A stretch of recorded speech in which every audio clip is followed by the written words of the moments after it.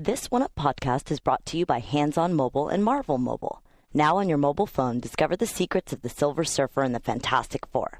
Save the world in your mobile phone. Play the game. Enter the sweepstakes. Text FAN4 to HNZON.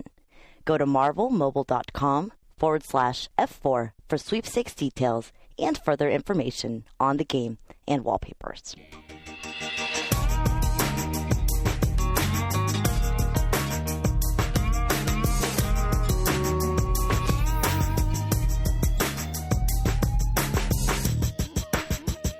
And now from our fabulous studios on the 5th floor in the outstanding San Francisco Financial District, it's the One Up Yours podcast for Friday, June 22nd. This is Garnet Lee.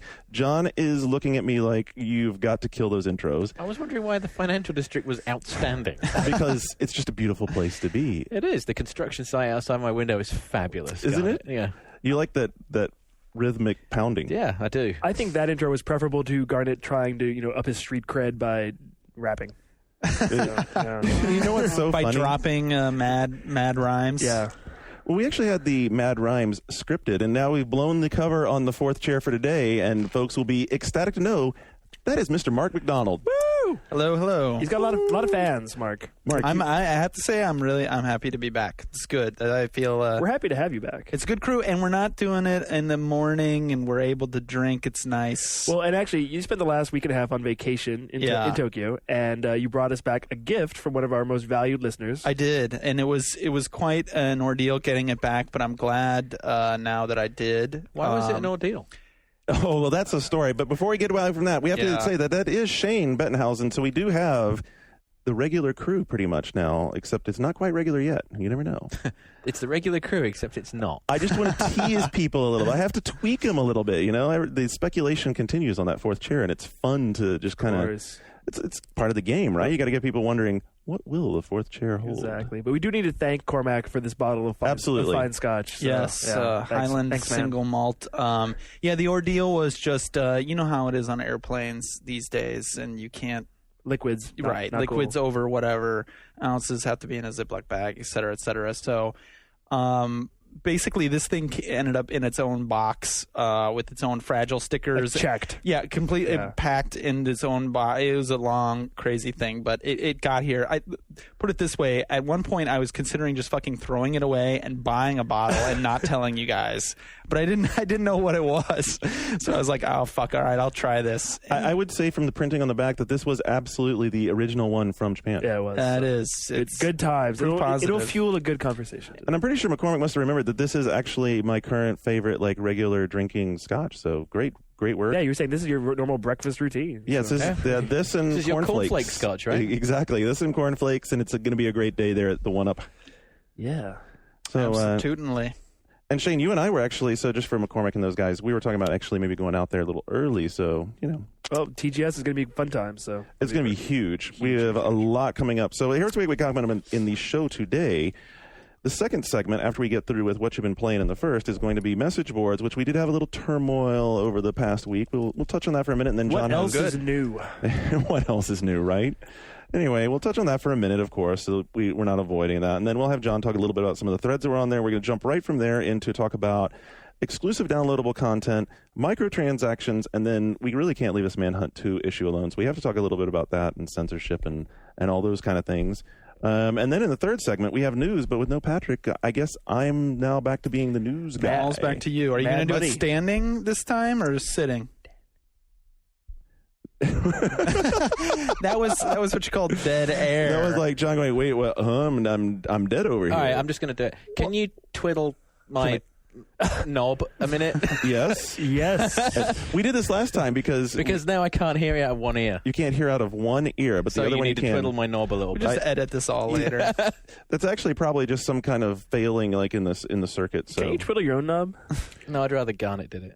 All right, and so let's go right from there into what you've been playing. And Mark, since you're like the honorary guest. Well, I was on vacation, so I didn't get to play too much. That's where you play games on vacation. I know, laying right? laying on a this beach. was not a games vacation. No, but you were laying on a beach getting sunburned. Why aren't you playing some games? Well, I did play Wait, hold Pac-Man on. Was he in Japan or was he on the beach? Both. Both, yeah, that's right. I'm the only guy who goes to Japan and gets a sunburn. But yeah. I played Pac-Man. You guys talked about it last week. Really great. I do wish there was not a time that everything wasn't time attack. Wait a minute. So I heard a rumor midweek that you had the highest score of anybody around here, but then it turns out that rumor was unsubstantiated and you didn't actually have that score. I do. That's not what I heard. I don't think anybody has beat 450K. Wow, you have 450? Apparently that's not under your name on Xbox Live. It is. I fucking recovered my gamer tag because I was sick of getting... I was there with my friend John Riccardi. I was sick of getting him fucking high scores and achievements, and I'm like, all right, fuck this. I'm recovering my gamer tag, had my best game. So that is real. That's real. So what you're saying is those scores by John, those aren't really his. Some of them are not. Some of them are I did notice that John was ranking pretty high. No, but he's pretty good. He's pretty good too. But so just not as good as you. Huh? Well, okay, yeah, man. You said it. I didn't. But the one new game that I did play was a game called Archimedes. And even Shane hadn't heard about this game. Yeah. So, and the tagline for this game, which is great, it's a game that's coming out in Japan next month. It's like, if the game is boring, you are boring. And that's is translated from the Japanese. Wow. What the game is, it's basically like it's a variation on PictoChat. It's like win, lose, or draw PictoChat, kind of. A lot of people are going to say, like, well, wait, can't I just do that with PictoChat? Basically, one person writes out a question or what have you, like one of the questions was like draw the Sega logo or like that, and then all four people do it. It's 4 people, 1 cartridge. It's a downloadable game. It's kind of a PictoChat kind of interface. You have a pencil and eraser, and everybody does it, and then everybody submits to the master person. That master person reveals all 4 answers to whatever it is, and then people vote on what's the best game. Or I mean, on who had the best response, right? And but it's like with everybody says this within like 5 minutes playing it. It's a perfect drinking game. Like, it's an unbelievable drinking game, and you can have a lot of fun playing it, like with a group of your friends. I mean, one of the questions I thought about asking, but I didn't want to ask, was like, so who's the stupidest person in the room? And like, so like, like your vote for that. I mean, people did like, what's your favorite Japanese word and why? And there was this somehow it became very dirty very fast, and there was like imagine that somehow it came there's like a double meaning with the Japanese word for clitoris, and like and how that came about. And actually we have footage of it because they were filming as we were doing it, but it's basically PictoChat with an interface for voting. And so you can turn it into something like Balderdash, where you have a word. You can basically make whatever you want, make of this game whatever you want. So some people were doing kind of those old logic puzzles, like move 2 lines from this picture and keep the ball in the cup. I don't know if you've seen that one. That was one that everybody got. But you could do Balderdash, and here's a word, like, what's your definition? Or you can say, draw this thing. Or you can say, like, a word answer thing. But as a drinking game, we were all saying, like, oh shit, this would make like a perfect drinking game. It's almost like a template for a party game, and it's kind of upsetting to me that they didn't do more with it. There's no Wi-Fi play, there's no color, there's no Wi-Fi play, there's no color. It's like a super pared down simple game. There's no single player game, which actually apparently that was like a thing. So there's going to be a big thing on the box, like this game is multiplayer only. It's going to sell for a cheaper price. Like, this is something like 4 or 5 guys made on their off hours that work in the industry. But it's kind of interesting just that this is a game that's such a party game that you literally can only play it with other people. And yeah, like, I'm excited to bring it back and try it with you guys as a drinking game, because it sounded really lame, and then when we actually started playing it, we were having such a good time. But it's not something that we could really get into. I mean, because if you're willing to take the time to like kind of make it fun, it lets you do that. Exactly. Who's going to release it? In Japan, I'm actually not sure who it is in Japan. I don't think it has like a U.S. publisher yet. It's probably a small publisher in Japan. Yeah. Well, I don't know, actually. It did say Nintendo when it booted up. So I don't know, but I don't know if it was like just a placeholder ROM thing. And in the manual, it's going to have like a few things to kind of get you started. And speaking of Nintendo and DS, something that I saw while I was there and meant to pick up but didn't, sadly, was like eye training. Oh, the observation training. Observation training. It's a big hit in Japan. Well, it's like I didn't even know it was coming out. It's like, brain training. This is like basically for your eye, like your reflexes, and it's like baseball, there's a part where there's like a pitcher and you're just batting. It's basically all just reflex games, but in the sort of same setup as brain training, which is like a fucking awesome idea. It makes me wonder, like, what other, training games are they going to end up? Man, Mark goes to Japan for 1 Coming week, and out. he's all about the non-games. They got to you. They did. They possessed you completely, it sounds I'm like a soccer mom. You're like an hey, alpha mom. What'd you say last alpha week? mom. You said you couldn't wait for Square's upcoming Watch Dog Listen to Classical Music game. You're That's right. excited for that one. That's right. Did he really? Yeah. No, I didn't. Oh. I saw some references to Alpha Mom on a message board. It's Is a that parent. something- It's a parent Kaplan thing. Oh, okay. Yeah. Oh yeah, she was referred to that in. She referred to some herself news- as an alpha. Oh, okay. Yeah, that's right. Recently. That's like a Yeah. strong mom. Strong woman. Shane, we always do you last. Why don't you jump in here with that list? Oh, I'm gonna hog it. You have that list. No, you're no hog. Go ahead. It's okay, baby. You sure? Yeah, you go.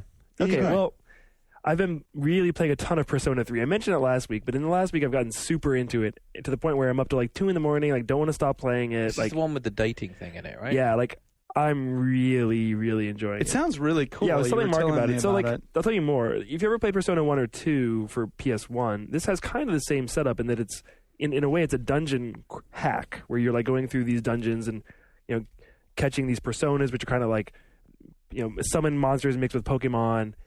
But It all takes place in modern Japan. right, it all takes place in modern Japan. And what's even weirder, it takes place kind of in real time. Like, you play this student, and you play every day of his life. So every morning you start out, and you go to school, and at school, you'll probably have to do, like, 1 or 2 things. Like, in a class, you have a chance to, like, answer some questions, either correctly or incorrectly. And if you get them correctly, Wait, so you'll answer questions and you'll either be right or wrong? well, or you have sometimes you have the choice to, like, or it's not even a question, like, do you want to go to sleep during class? Like, So wait, instead of listening I to... just had to give him hell because that was I've funny. never played a Persona All right. game. So So, is it like a contemporary it's a... environment? It's not. It's a contemporary, like, it takes place in 2009, actually. It's in Tokyo, and it starts in April of 2009.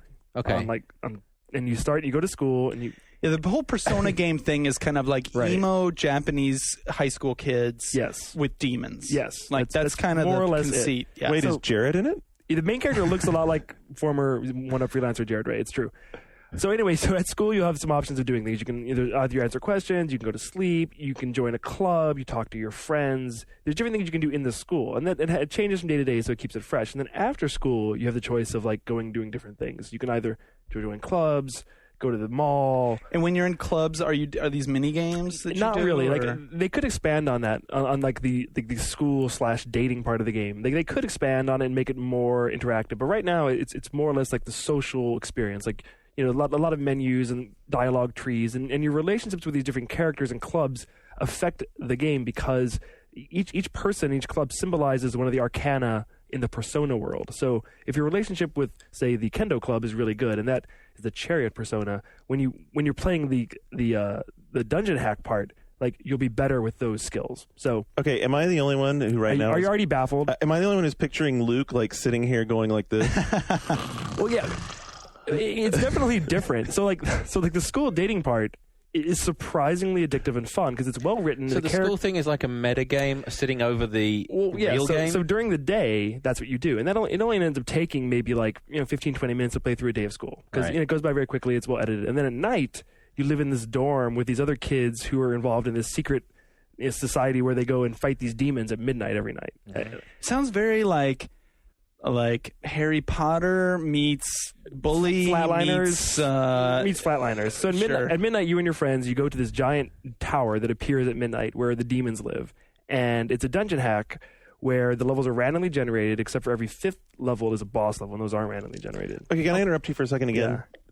What is it that's capturing you? What is it that's keeping you up till 2 o'clock so in when the you morning? go to when you get to the dungeon with your friends, at that point it's like a fairly regular RPG. You're in Okay. battles, it's like turn-based battles, and that sucks that it's randomly generated, by the way. I didn't know that. You don't like random generation? That drops my interest I know. by like 50% I'm right traditionally there. I'm somebody who doesn't normally like randomly generated dungeon hacks, and somebody who doesn't like games that force you to like replay the same thing over and over. That's why I didn't like Breath of Fire Dragon Quarter, which is a dungeon hack kind of similarly set up. Right. But in this one, it's very streamlined, and the dungeon is pretty fun. And since you can go to it every night, if you don't make it 5 levels, because every 5 levels you can warp out and come back to that point. So like over the course of your life, you're basically trying to get to the top of this dungeon, with your friends slowly over the course of the school year. And are there bosses? There are Or- bosses, okay. and the story gets advanced both ways. It gets advanced in the dungeon. It also gets advanced in the school. So like if you're not going quickly enough through the dungeon, like eventually things will happen at school.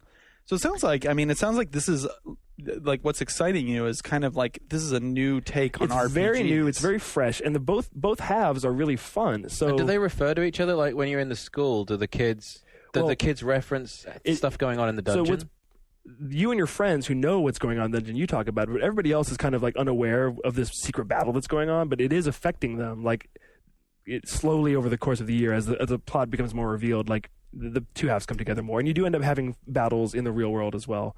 But yeah, the juxtaposition of like this school dating game and this dungeon hack, they come together, and it's just refreshing and fun and addictive and unlike anything I've played on PS2. I play all And the the translation is the localization's excellent. yeah. The music's great. The graphics, they're not like super impressive, but they're stylized and they're pretty. Yeah. The series has always had really it's awesome PSP. art. It's PS2. Oh, it's PS2. Comes out in July, and yeah, if you fancy yourself an RPG player, I think everyone should try this out. It's different. You definitely haven't played anything like this, Right. but it's incredibly fun. All I right. really So like what it. else? All You right. have like fucking 20 things on your Yeah, list. I'm all about the Persona.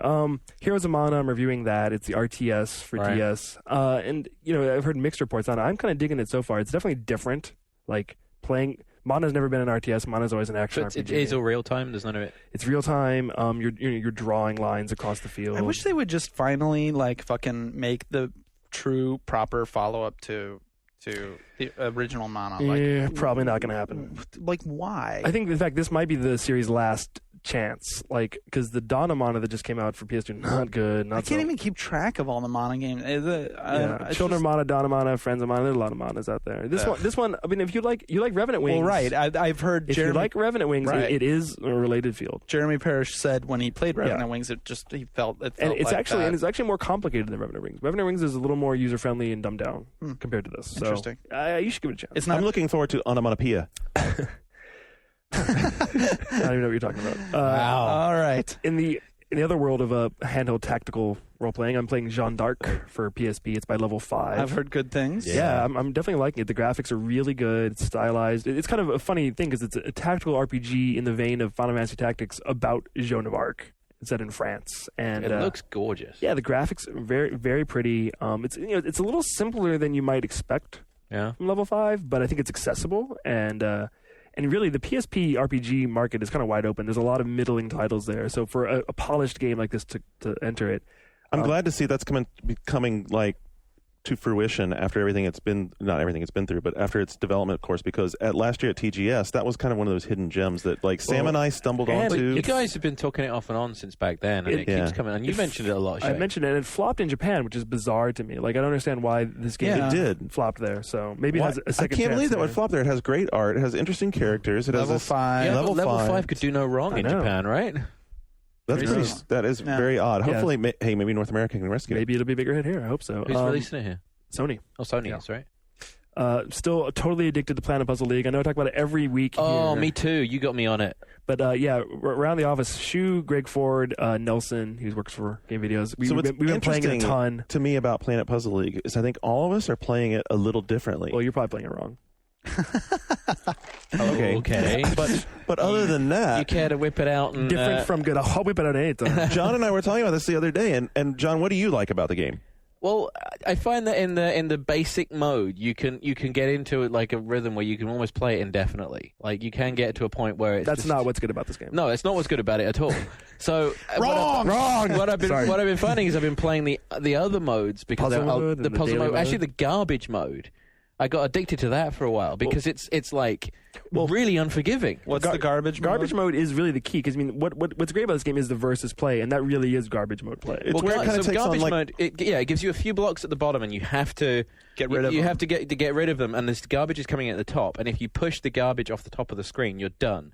So what you need to do is you have to convert the garbage into blocks by creating a line of 3 or more that touches the garbage.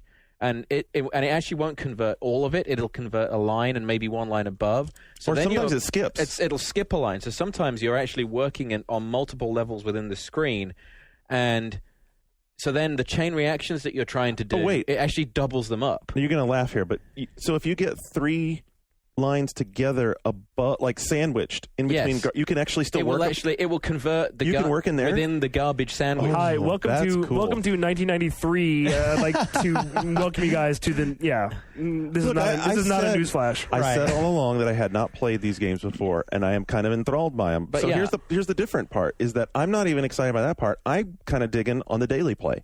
I've been doing that nearly every day. Yeah. Yeah, it's like the daily play brings me back to like no matter what else I've been doing, I will pick up the game every day just to do those quick 3 daily I'm going to games. have to give you guys a Puzzle League symposium on multiplayer because it really is all about versus play, and you guys are wasting your time playing single player. I haven't played multiplayer at all, so I shall.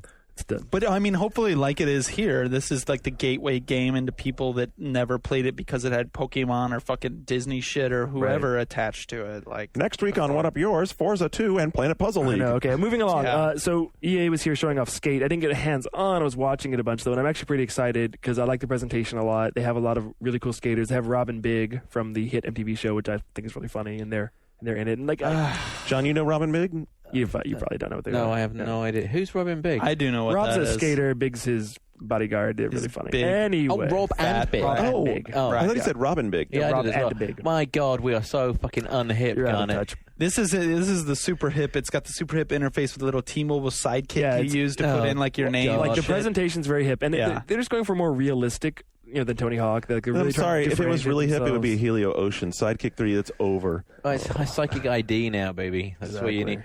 So is it like Def Jam Icon in terms No. of presentation, or No, I mean it's a very unique presentation, and like the big thing is the camera angle. Like when you see this game, like the camera angle is so different than Tony Hawk. It immediately looks like unlike any skating game you've ever seen. it's a lot lower, right? Very low to the ground, and it just the focus on the gameplay is totally different. And I have to say we have like, especially on game videos, we have a bunch of like real skaters, and they are so fucking excited about this Yeah. game. Like really excited about this That's game. an interesting switch because early on when it was announced, everyone was like, "Oh God, EA late to the skating party." Right. Oh, What they are wanted to have their doing?" Tony Yeah. Hawk or whatever. But like the whole like the whole thing where you use the different analog sticks to really do a move how you do it Right. on So the it's very, skateboard. it's very focused on how your feet are on the board, Yeah. right? Okay, wait. Did you guys play snowboarding games like 3 or 4 years ago? which one?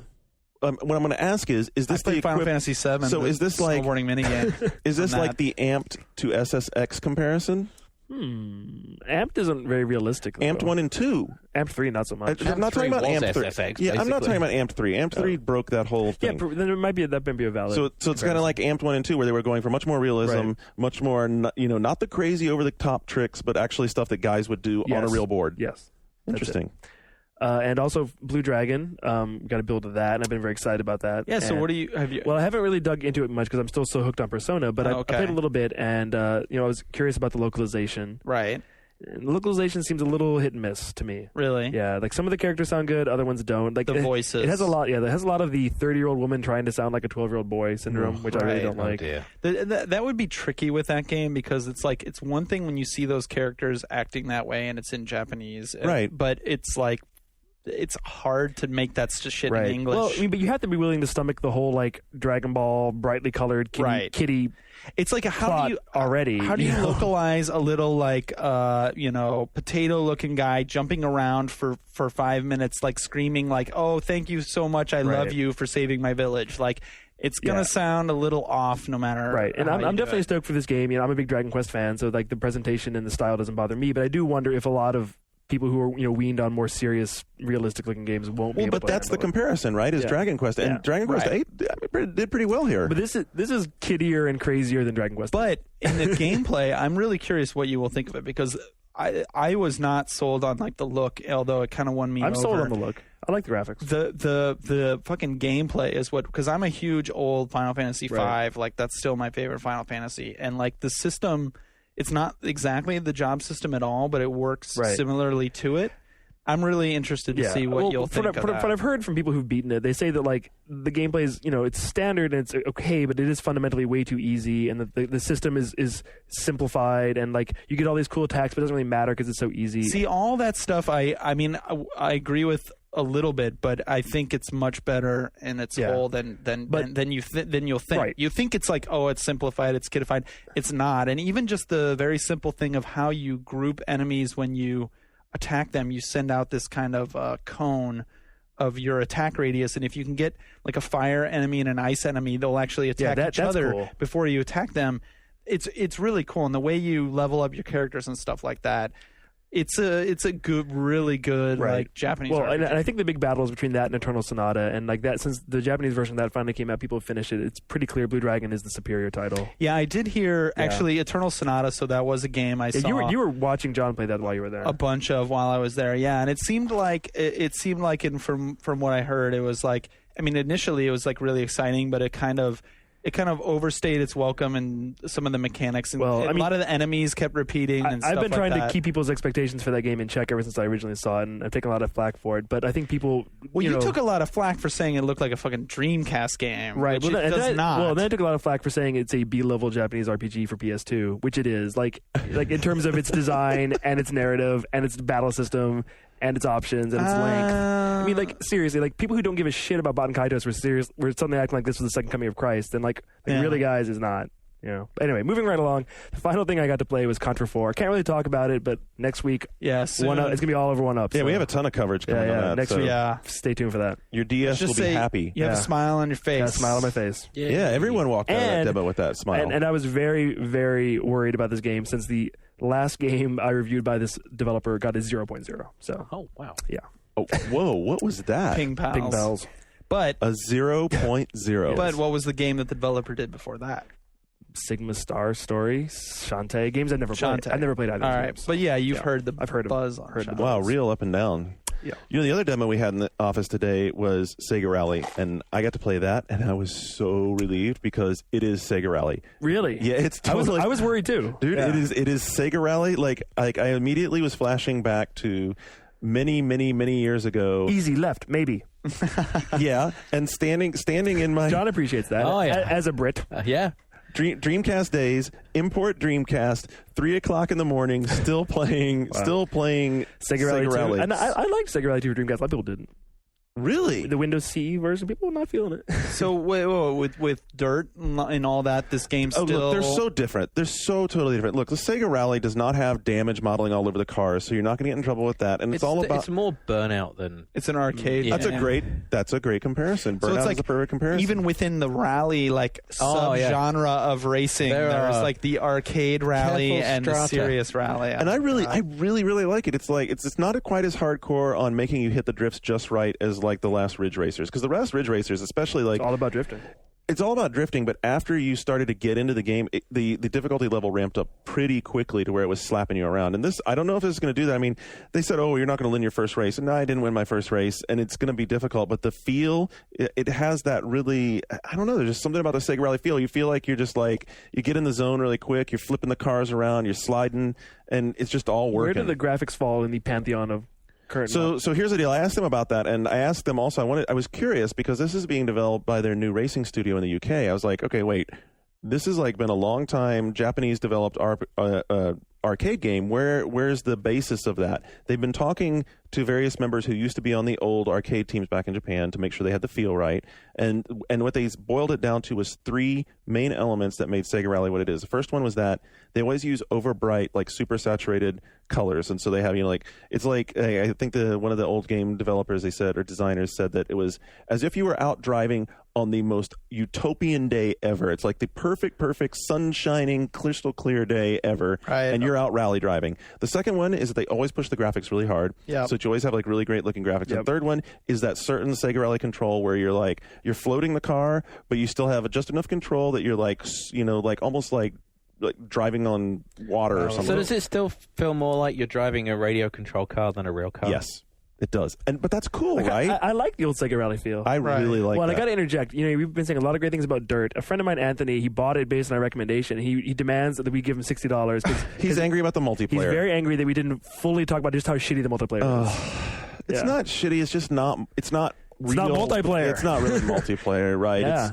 It's mutual time That's trial. That's a problem. And it is kind of a bummer.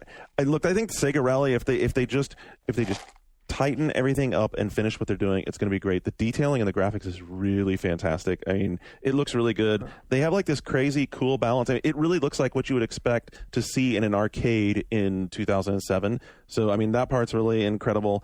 And the control, I mean, there's just something just right for me, at least the way I played it, about Sega Rally controls. It's like you're just swimming the car down the. I really liked it. I had a It's good time with it. interesting, all these Western developers taking over these Sega particularly are doing that with nearly everything. And Konami. and Yeah. Konami, and I don't know. And in that same visit, they also had Virtua Fighter 5 for the Xbox 360, and you can be excited because they also had the Ori stick that's going to be licensed. Nice. Officially licensed, so you're going to be able to play with the Ori stick on the 360, which is like going to make the How does it look?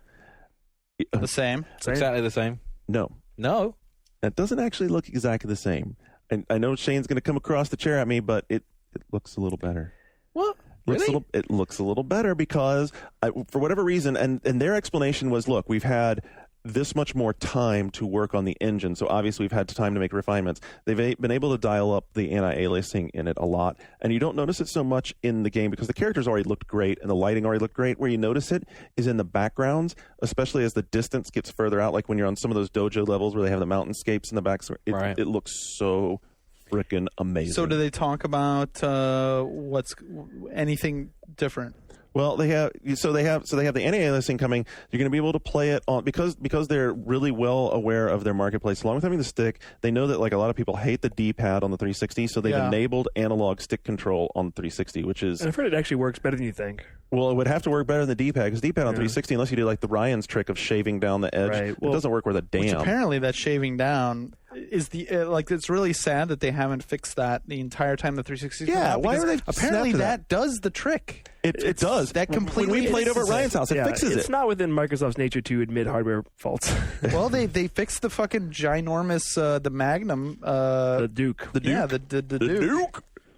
Anyway, so they've got that. They've also dialed up the difficulty so that as you proceed through like the dojo levels, they're going to have like even more difficult AIs for you to play against. And that was the extent of what they told us. They said that, What about however, the online stuff? they were like not telling us anything other than it's going to have. They said, well, it is a Microsoft 360 title, so it's going to have achievements. It'll have live I presence. do think that if there were to be a giant addition to the feature set, that feature addition would also maybe be represented on PS3 in a download. We'll see.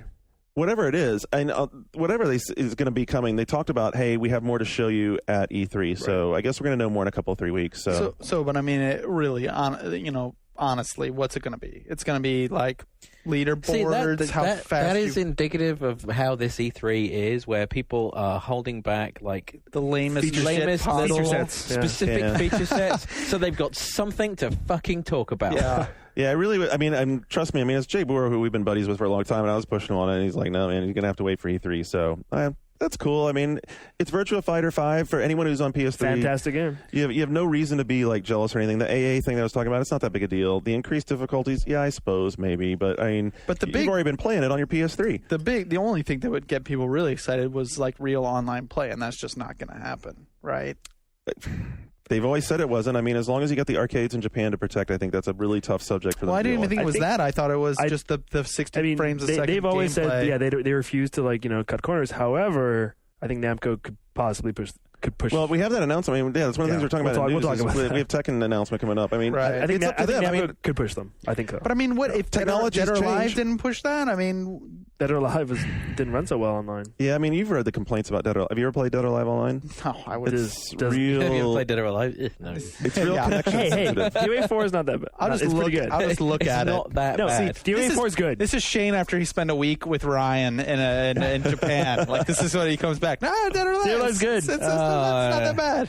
All right, on the subject of online games, the other game I've been playing is I got into the Enemy Territory Quake Wars 1 level beta. And it's Oh, really? Yeah, I hooked that thing up yesterday. How are the and- ads?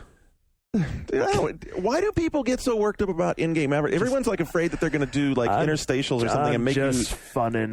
Yeah, it's like people are worried you're going to cram shit down your throat, and really, it's no different. I don't think they have the ads in the beta, but I think the plan is that they'll do the same thing they do like in Burnout. It's not where like a plane flies by with a Mountain Dew banner. Nah, on it. it's gonna be billboards and shit. Guys wearing Mountain Dew armor. It's gonna be the same old thing that you look at and go, oh, whoop-de-doo, Wait, whatever. shit, You ignore. in-game stuff. They Yeah. announced in-game advertising for Quake Wars. But this is like the fucking like where does it take place? Like on Mars? No, or it like takes the place Dark here. It's on Future or Earth. something, No, right? Quake Wars is the prequel to the Quake story. This is actually the Strogg invasion of Earth. So you're defending So Earth. you're in like Hollywood. Like where are you that there would be billboards? Like, are you in fucking cities? Well, no, actually, the level that you're in here is like you're out in the middle of the wilderness. It's like at a the dam. wilderness, and there's a fucking giant billboard. Well, there's a reservoir and sewer system here, and there's some buildings. So I mean, Yeah. there's some stuff on the walls in the You'd be buildings. surprised how many ads there are in the real world, Mark. Stop being so If difficult. you start getting upset about in-game advertising now, you just wait till what the future holds for you, dude. And it's gonna get ugly. I will be angry. You know, at the moment that they start shoving it down my throat and making it invasive, I will will. be angry about it. Well. That's when I'll be angry It's about it. stuff in the environment. As But long as it's not out of context, it doesn't matter. There's Doesn't matter there's at all to smart me. ways to do it. Yeah. There's Right. very smart ways to do it. And there's certain games that can do it better than others. Like skating games, obviously it's going to be fucking everywhere. Like games like Enemy Territory, that I'd kind of like to see how they're going to work it naturally into the environments. If you're in a city, okay, maybe. I mean, Crackdown, I couldn't even tell some of the ads if they were real or fake. Do you think that you will see Mountain Dew and Doritos ads in Halo 3? I think maybe you will. We'll see. In the Earth We'll levels? see. No. Wheels, we shall see. No. We shall see. they land and their spaceships suddenly look like 2-liter bottles. Like, It would be awesome if it was more Covenant like have a. new spacecraft. It'd be awesome if it was like a. Master Chief munching on Doritos. That's what I was saying. Like Austin Powers, like just whip out the Doritos or That's something. when you get to see his face when the helmet comes up. So he can eat. Honestly, if Pulls his Doritos. if it's any game, it won't be Halo because like Bungie has just too much control. They would just say like, no, okay, fine, we won't like make the game or something. Like I think Halo 3 is a bad example. We'll see. I think if you choose something else, maybe like Crackdown 2 or something. It'll like be that. Warthogs in the Tostitos livery. No, there might be like a Dorito gun in Crackdown 2 or something like that. If there is just nacho Mark, cheese. if there is a Dorito in Halo 3, I think we should maybe make a bet. Like if there is Oh, yes, any definitely. Dorito reference in Halo 3. we should talk about the last bet that you lost to me that I We're- specifically sent all an right, email all right. to you about We're- that was we're- not discussed. We're getting to that in the next segment. All right. All right. We'll talk about it there. So anyway, yeah, I did actually play this game, and as much as I was hyped for it and have loved it every other time I played it before, I have to say that my initial finding now is like, It's not awesome. I don't know. I mean, is it I that? love these kind of games. I thought this was the second coming of all things shooting. And I think that maybe if it had come out 6 months ago, I would have felt that way. The moment has passed. It has mega textures. Wait, Yeah. what came out in the last 6 months that really changed your mind about this type of game? Halo 2 Vista? Warhawk? Battlefield 21, everyone's 22. going. Here comes the like 20 replies in the thread about what a fucking douche I am. Did you but hear you get a free Yeah, shot? you know what? Actually, Warhawk does change things some all because right. Oh, wait, Warhawk. did I miss something? Do you like Warhawk now? No, I'm not saying that I suddenly like it. I'm just saying that like We this should play Mark. sort It's of really good. game. Oh, yeah. I like it. I'll play it this Yeah, we weekend. should play this weekend. Anyway. This sort of game has been done a ton. Yeah. And so far the execution that they have here, I don't think it's as good as it was when they showed it to us at E3. And I don't know whether that's the level. Some people have said that this level is not a good example level of it. But there's Wait, some things. is the beta only one level? The beta that's out right now is only one level. Wow. It's a File Planet. If you own a File Planet membership thing, you can get it. Oh, or it's like whatever. an early So- special beta? Yeah, like an Right, early right, special right. beta, and it has. I hope that over the course of this beta, they will be making the updates. I hope it's a real beta and not a demo. If it's a real beta, there's a lot of stuff they can fix. Like right now, the vehicles have no weight to them. You hop in a tank, it feels like it has no weight. It bounces all over the place. It accelerates to like 100 miles an hour instantly. Whoa. It feels totally So wrong. Is it like a reskinned Battlefield? It's not like it's like Battlefield met one of the like Quake 4 because instead of in Battlefield vehicles combat is very high priority. In this game, soldier combat is very high priority. And in Battlefield, the soldier combat is a low kind of shitty priority. And so I really hope that the biggest change they need to make here is that right now you have no more feeling of when you're actually hitting someone with a weapon than you do in Battlefield. You just have like the little blip on your screen, like a crosshair. Right. And the weapons don't have good kick. They need to get good weapon kick in here, great weapon feel, and good hit, really good sense of, oh, okay, I'm hitting that guy. If they can get that part down, that'll be really cool. There's a lot of other cool stuff you can do. Have you guys, any of you played any of the Enemy Territory Wolfenstein? No. So if Enemy you, Territory Wolfenstein? yeah, and that what it was called, whatever it was, the Wolfenstein update, the one that they played competitively a couple of years ago. I think remember? that's what it was called. Is this by that developer? Right, yeah, this is Nerd. Splash Damage made Oh, that Splash game. Damage. And so if you ever played that game, one of the cool things about it was that each of the characters had a great deal of usefulness inside the game. And that's the same thing that happens here. And they've done some rebalancing of that. For instance, like before, soldiers were always just like pawns in a chess game. They didn't have a lot to Is do. it balanced like Team Fortress then?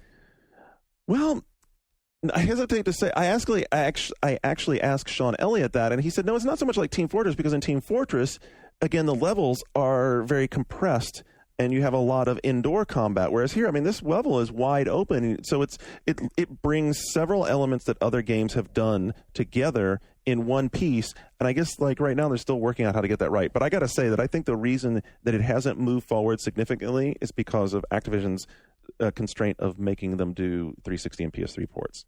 When's it supposed to come out?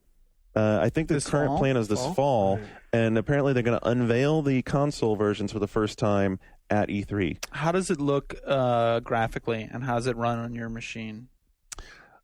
You know what? Apparently, and then there's a Veda thing. It's all over the board as far as performance on different machines. On my current, I'm running it on our Vista box right now, which is a FX52, 2 gigs of memory, and a high-end ATI card, but not the very latest one, the X1950. So pretty good. No, it doesn't run well. No, but I mean, you're pretty good machine. It is a good machine, but it's not running well. But I need to go play with the graphic settings in the game, because I read on the beta forums that right now anti-aliasing is hitched and it's causing like some performance issues. It's just like why I don't play PC. That's why, yeah, exactly. You got to read shit on the forums and like change your settings to But I it. have to say, and- if you buy Halo 2 Vista at Circuit City, you get a free copy of Shadowrun. Now here's my optimism. shit.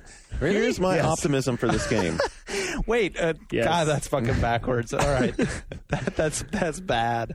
My optimism for this game is a 360 version where everybody has voice mics could be fantastic, because Yeah. I played on a couple of servers yesterday where everyone was working together, and it's so cool because there's so much that everybody does, and there's so many different ways to contribute to your team. How many players up to is it maximum in one game? Is it 64? You work for the European press? No, you begged the question. That's a harsh comment. Now I want to I know. think that on that engine it's probably 32 or 64. He just compared something you to a like European journalist. That's like a put down. Be careful. that. It supports enough people to have a good team game. All right, just say you don't know. I don't know. Just say you don't I don't know. I think that right now the current servers are 24. So, John, did you play anything this week? I played a lot of stuff because I've been off for 2 weeks. Oh, yeah? yeah. Tell us Right. all about it. When you guys were talking last week, I was in New York going to see GTA. Oh. Yeah. Oh. And you can't talk about that at all. I don't think I really saw anything that you haven't said. I just saw a more recent version. So You can talk about that. then. Yeah, they've been constantly updating the Rage engine, so the graphics just. I mean, they're really, really good. Other people might not know, but that's the Rockstar Advanced Game Engine. Yeah, and it's what they're using for all of their projects right now. And they showed it to you as on the 360? Yes. Okay. Yeah. I was just curious. So they showed me a small portion of the game. There was a little bit of driving. They've not shown combat yet. I wonder, did they say if it was the same thing that they showed us or not? It was essentially the same area. It was just a more updated version of He the code. walked up to the waterfront at the very end. Yeah, we and- looked out at the city, and Yeah. they showed me sort of where, but it was in the sort of in the whatever the Brooklyn area is. So they didn't show the new trailer that's going to premiere next week. No. No. Oh, that's next week, isn't it? Next week? Yeah. But they did say that there are going to be 3 trailers in total, so there's one more after the one next week. The thing that got me excited while they were showing it and talking about it, like not every building has an interior, right? But the ones that do Right. are complete. So it's not like in San Andreas or Vice City where it was basically a box with a hole in it. Right. And you would just go into the area. If you can go into a building, it is the whole building. You Yeah. can go behind the counter, you can break through the door into the back room, and the back room has furniture in it, and then you Well, can and the detail, I was really impressed you can by the smash the back window, and I mean Yeah. anything you can interact with. And there's no loading. No loading so like at all. The story they told about playing an area that was outside of the demo was like they were getting chased and they like ran in through a building up to the roof, like down through the fire escape and through and like that was when I got excited. That's when I brought up. I was like, you guys might be magicians, but given the load times that I'm used to encountering on Xbox 360 and PS3 games, that initial load for GTA 4 could be 10 minutes. Seriously, especially if they can't use the hard drive. Like, Make a sandwich. I don't know. I am concerned about that initial load. I think it might be the longest initial load you've ever experienced. We'll see. There's only so much space they can fill up. It's got to be streaming in there. I wouldn't see, worry yeah. about that. What impressed me when John was telling me about it was the same thing that Shane brought up, which is the detail. And John was talks some about, like you were saying, that everything is unique. Everything. The amount of art that they've put into It's that insane. game is insane. Insane. Just walking up this one, I mean, EGM showed it to a degree when they did the real New York and Yeah, the photo that shoot was and stuff, which cool. was a really good way of showing it. But I was blown away just walking up this street, and it had a slight incline, and there was a bridge going over the top, and you could see the train in the distance, and there was this diner, and there were people walking around in the diner, and a guy came out, and his phone rang, and he picked his phone, and he was like leaning on something and talking, and then you walked around a corner, and there was a hot dog stand, and none of it looked like generic placeholder. Even like going down the street, the asphalt on the street, there were areas where it had been dug up, and they put, what, like in San Francisco, they put those fucking metal plates down everywhere that wreak havoc with your suspension when you go over them. There was an intersection that had obviously had some road work done on it, and the asphalt was different, and there was one of those metal plates. There was one of those in the debut trailer. Well, and like when you're watching them walk around that area, it didn't seem tiled. It didn't seem like this was like graphics that we had set up. No, and, it wasn't like textures things on pulled it from a pallet and dropped in. This was like a handcrafted environment where everything looked like the artists had just gone wild. And like the visual difference between what you've seen previously GTA and this, it's night and day. It really is. Right. And just the character detail. They showed them in just at the beginning. They were telling the story of the character and how he got sort of suckered into coming to into New York, and it was just in the cab headquarters or whatever. Yeah, like his cousin had told him like all these great come to stories America, about it's America. fantastic, and The there's women and yeah. drugs, and it's like this hole that he's in. Yeah. But he was just standing there, and just the way that the character carries himself and the expression, and I know they've been big on the past in trying to build emotional connection, but now the stuff that they're doing with like body language and stuff like that. Well, John, you better be careful. If you keep this up, people are going to say you, like me, are biased towards HD gaming. Oh, that's what they're saying about me. Biased Apparently towards I'm HD biased gaming? towards HD But I don't gaming. think this is an HD as in just visuals. I think there's an enormous amount of stuff. HD gameplay. Is that what you're saying, John? It's high density gaming, man. Oh dear. I would also like to report that I have a 100% prediction record on Everybody Votes, Nice. which I'm very proud of.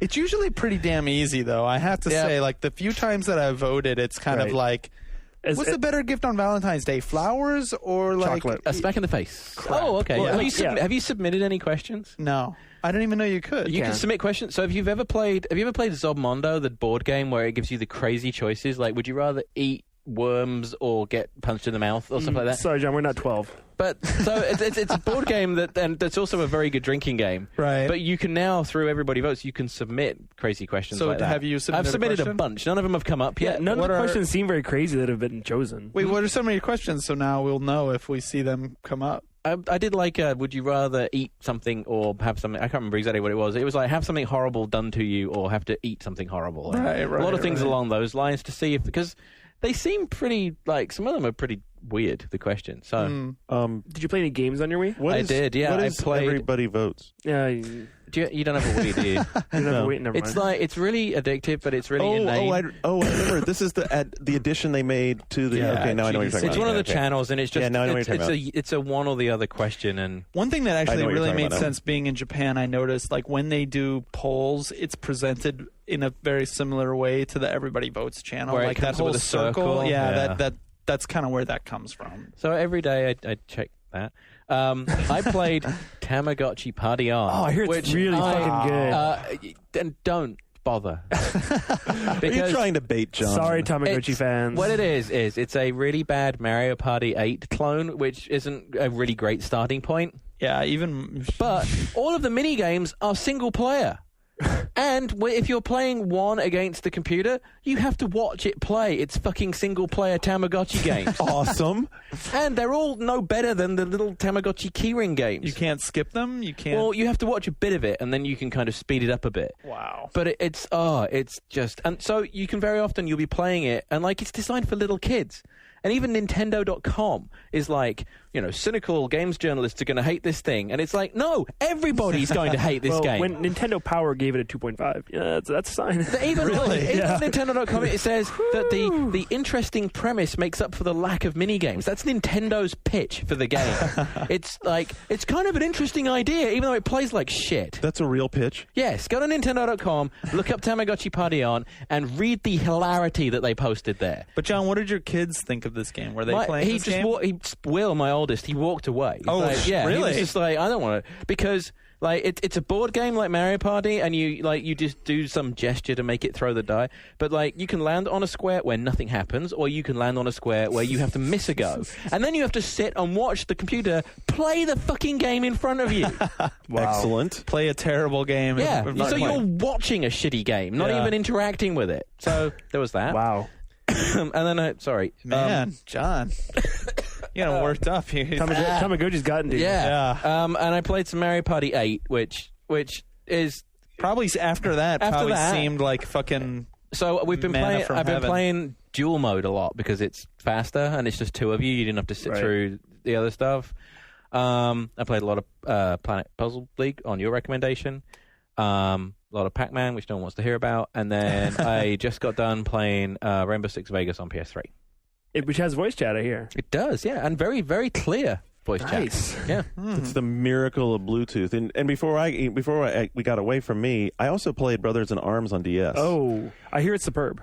Everybody think, you know what? Yeah. I've been taking a ton of shit because I gave it a crappy score because I hated it. Oh my God, I hated Wasn't it by a it. cell phone game developer? That's what I heard. It was, but that doesn't necessarily. Don't poo-poo them for that. They have developers who are accustomed to working on small screens. I hated it for a very specific reason. Trying to use the stylus like on the touch screen as a mouse look is horrid.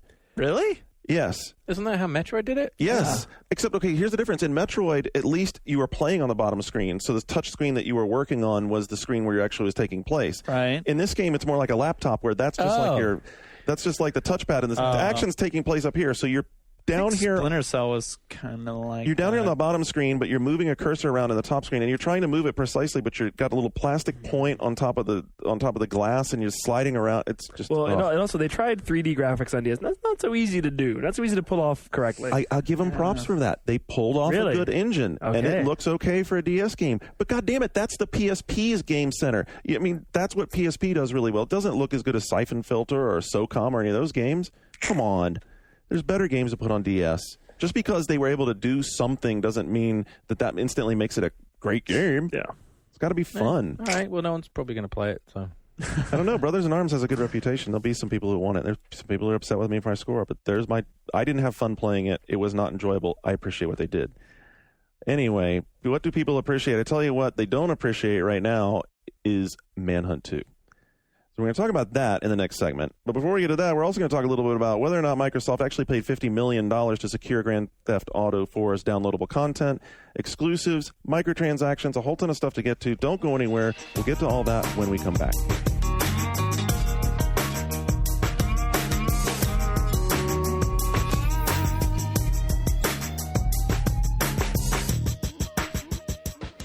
Practice up. The 2007 Midnight Gaming Championship Tournament may be coming to a city near you. Check midnightgamingchampionship.com for details. Game on.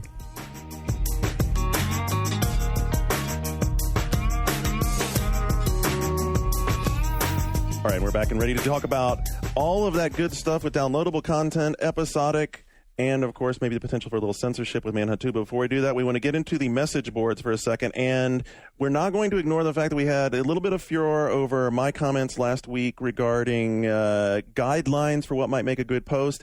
Hey, look, thankfully, everyone has kind of come together. We've gotten past the name-calling and backbiting and all that kind of stuff. And have we actually got past that? yes, we have. No, I think. Okay, good. Really? I will, think will people go to the message boards if there's not name calling and backbiting? that is kind of part of the culture, isn't That's it? what, I mean, I was going to say only on message boards, and I love them. God, that's what they're there for. But only on message boards will you get a fucking furor over what makes a good post. Yeah. Well, That's so like how to have a good conversation. I mean, it's like, okay, maybe that's not your thing. Maybe you have your own little things.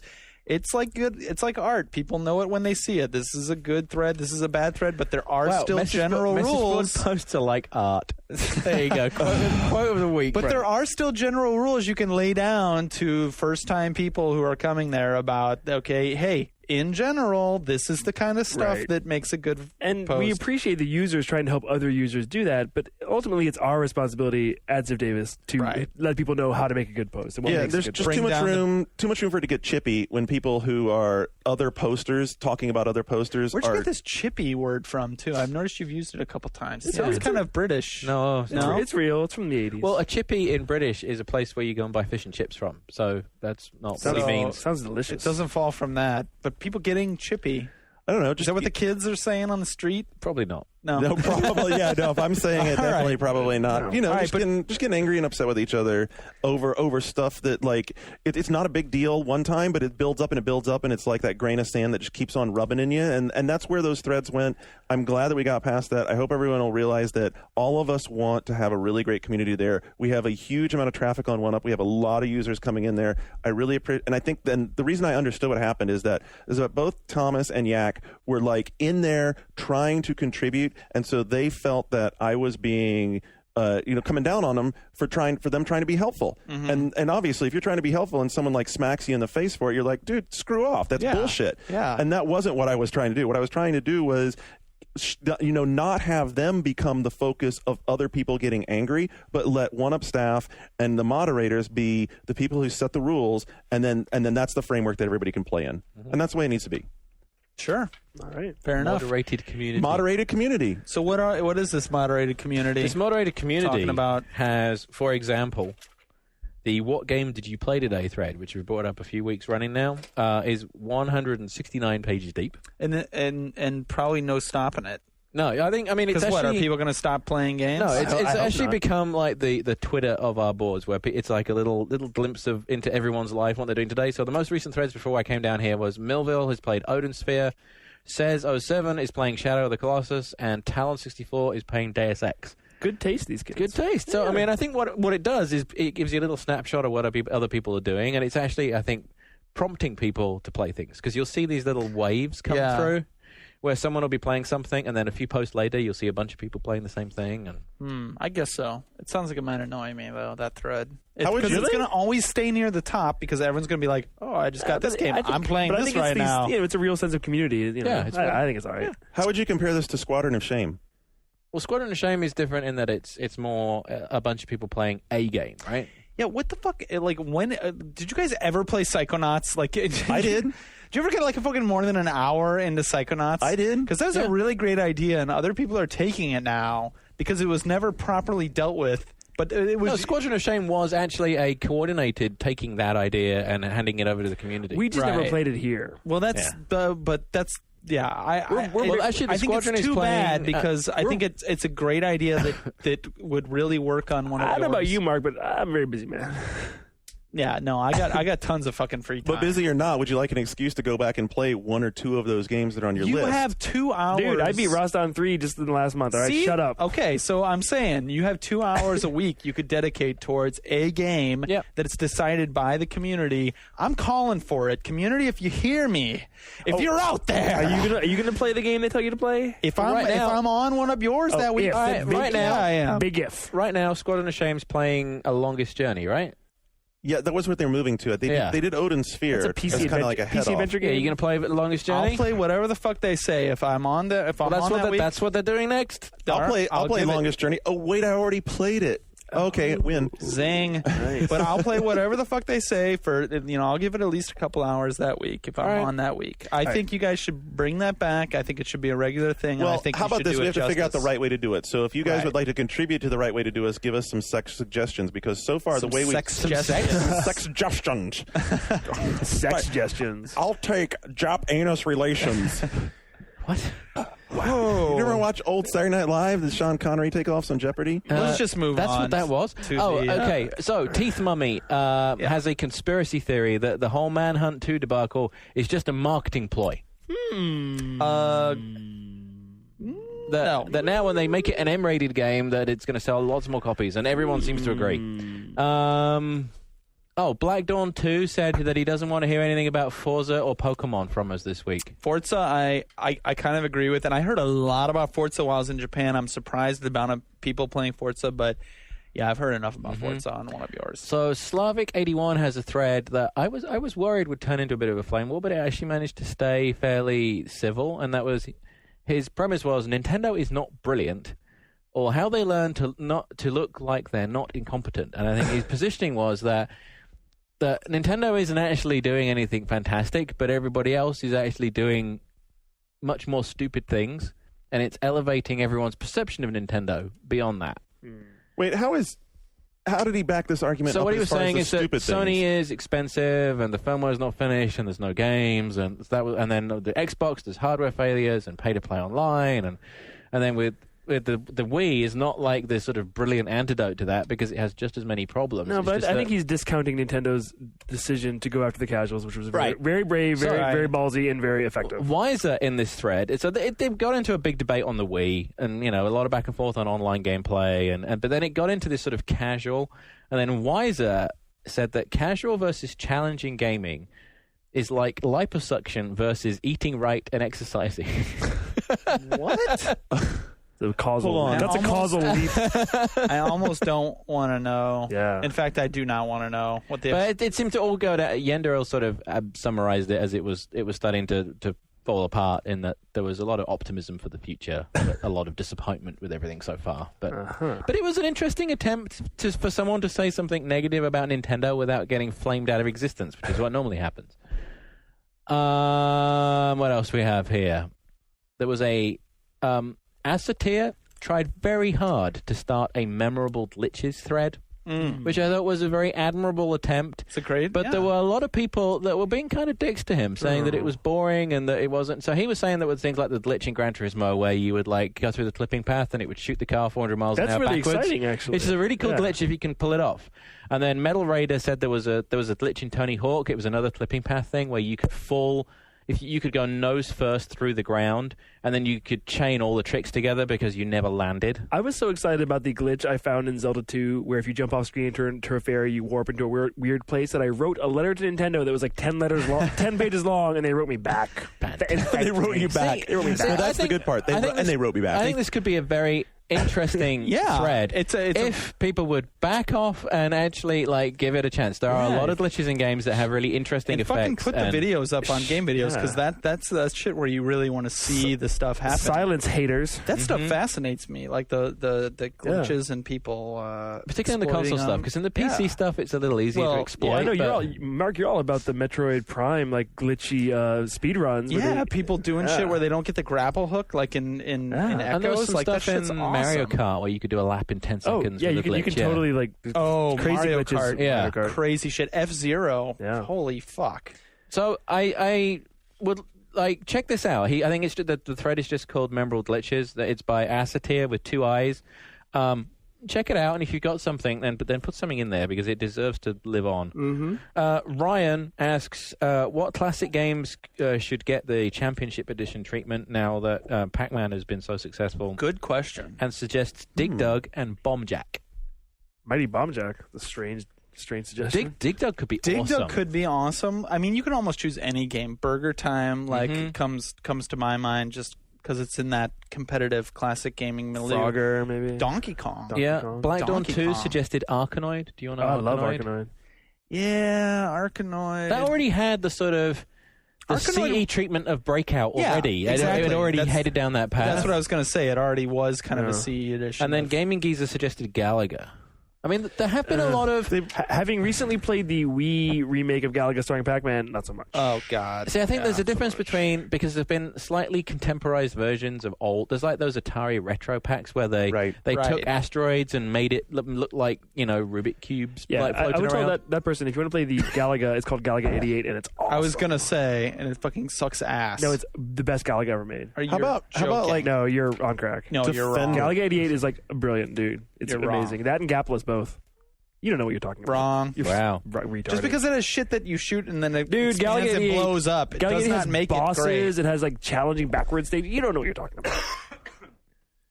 how about like Defender? No, Defenders Defender had some- 2000. Yeah, like, there was Defender 2000, and there's all the Jeff Mendes stuff that was essentially remakes of Defender. And I would also argue Defender, not really that good. Well, that's why. Yeah, you're It right. was at the time. Too It many was at fucking the time. I was there. That's why I was saying, like, if you did like a CE where you actually went through and like retweaked it some, not only to update the graphics, also changed the mechanic just a hair, because Pac-Man CE is not exactly Pac-Man. Yeah, The actually. Defender tweaked was Stargate, right? Well, that's right. Yeah, they did Stargate. Well, but and they did Defender 2000 on the Jaguar, but in Tempest 2000 got a ton of attention. Tempest 2000 was great. I Was great. missed Defender 2000. But like you can't Same sell like idea. what Pac-Man does short, because it really is like it's just the right amount of rethinking the formula and just the right amount of bringing back what worked. And is it also maybe just the right game to do it to? Maybe everyone has fond Yeah. memories of Pac-Man. Yeah, but I mean, there's so many Frogger? games back then that you could Maybe. you could do it too. Maybe Space Invaders. I think it'd be harder to make Space Invaders relevant again. Yeah. But maybe if you try Yeah. really hard. Yeah, that's a Space Yeah. Invaders It is would be actually a really good hard one. to make Space It's Invaders relevant I again. mean, they've got to do it to the real cultural touchstone stuff, and that's why Pac-Man worked. Is because right. anyone that lived through the '80s remembers Pac-Man, whether they Right. played it or not. Right. I can't believe you're a huge Galaga 88 fan. Love it. Wow. My favorite Galaga by far. So the last one before we move on to the next stuff, Wild Rabbit picked up on, you guys were talking about pricing Yes. with games last week. He said that you all need to stop whining about prices, because in Iceland, God of War 2 is the equivalent of $100. Guitar Hero 2 is the equivalent of $140. $140? All PS3 games are the equivalent of $110, and the majority of Wii games are the equivalent of $120. Yeah, great. This is why like not that many people live in fucking Iceland. And also, Icelandic people eat rotten puffin meat. It's a delicacy. Look. So there you go. Is it like really hard to get to Reykjavik now? Because I don't get that. That's crazy. Also, Come on. I've heard Reykjavik is also like crazy orgy central. If we're gonna go have a crazy orgy, so that's where you go. get that. You got to pay for it. Okay, Exactly. You don't get your games. If for you as want to cheap. play Mario my Party God. 8, you got to pay double for it, because you can go to an orgy afterwards. Exactly. It can always be worse somewhere else. That doesn't mean you shouldn't bitch about it. You know, where Right. you're at. right. Okay. Wow, these guys have no mercy for that at all. I'm impressed that we have fans in Iceland. We do. He had a very Not anymore. But Not no, anymore, we don't. But no sympathy for the for the people in Iceland. Send us some of that puffin. I want to You're try living it. in a beautiful, awesome All country right. that like has rave parties and He had a orgies very till long dawn. thread with some constructive criticism about the podcast, and then talking about pricing, and Well, you guys we've lost that listener. We you shit just on dig it. into him. They're ruthless, aren't they? I think $120 for a Wii game is a bit steep. It is, but what the fuck? bit. You live in Iceland. I like how you put that. I think it's. I think $5 for that upcoming duck hunting game is a bit steep for Wii. Well, you don't want to play duck hunting for Wii? Fuck no. Oh, come on.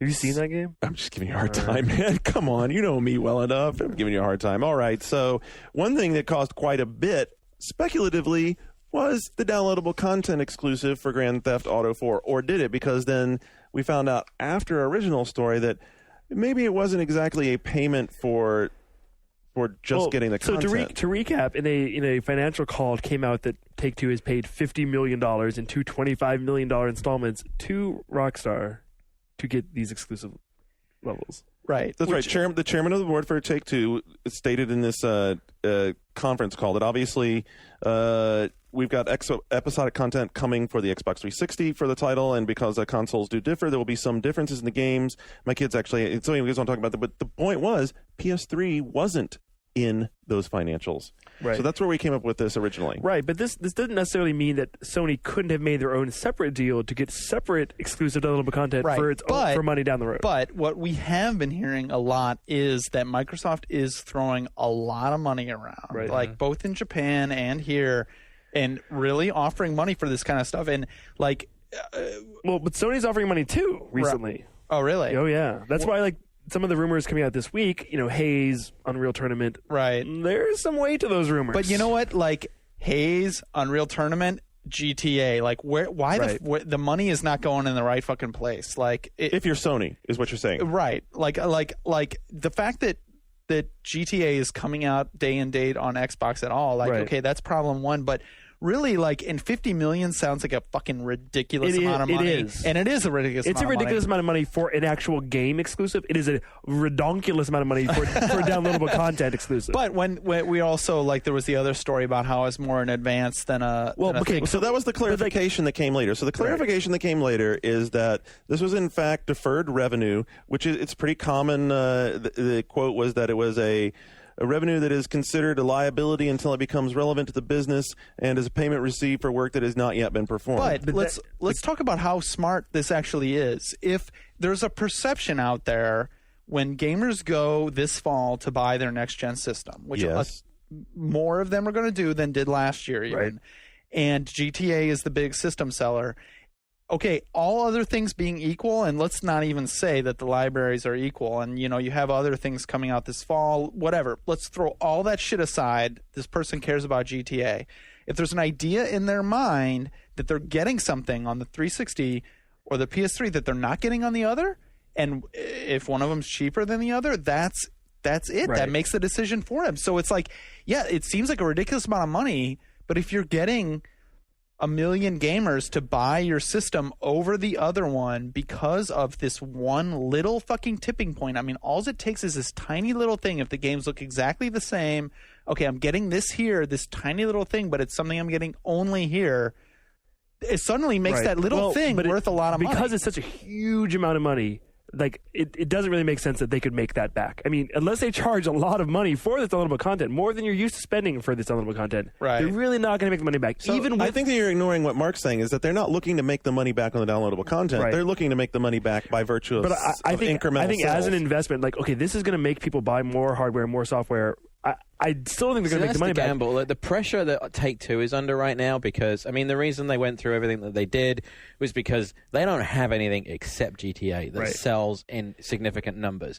Now, I heard this week that by the end of 2008, the pressure is on Take-Two that they want to sell combined PS3 and Xbox 360 10 million units of GTA 4. Oh, now, wow. do you believe for 1 minute, given the way things have No. gone so far, that that's possible by the end of 08? No. No, I don't think that's No. possible. So I mean, the other rumor. So going a out- deal like this is to be able to, is like, Microsoft, because T2 is probably saying to Microsoft and Sony that, we need, we spent a lot of money on this game. We need to sell a lot of units to make it back. It can be a system seller. You got to work with us because we can't do the numbers we need to do until you start doing the numbers that you need to do. Let's not brush this under the carpet. Now, we talked about this a while back ago on this show, and I thought that the consensus agreement that we reached was that Grand Theft Auto 4, by virtue of being multi-platform, would not be a system seller. well, it's Not an individual system it's seller. What across the we said board. was it was going to move. It was going to be a transitional game, It's a game that's going to make you buy a next-gen a system. next gen system, But, not one next gen system. well,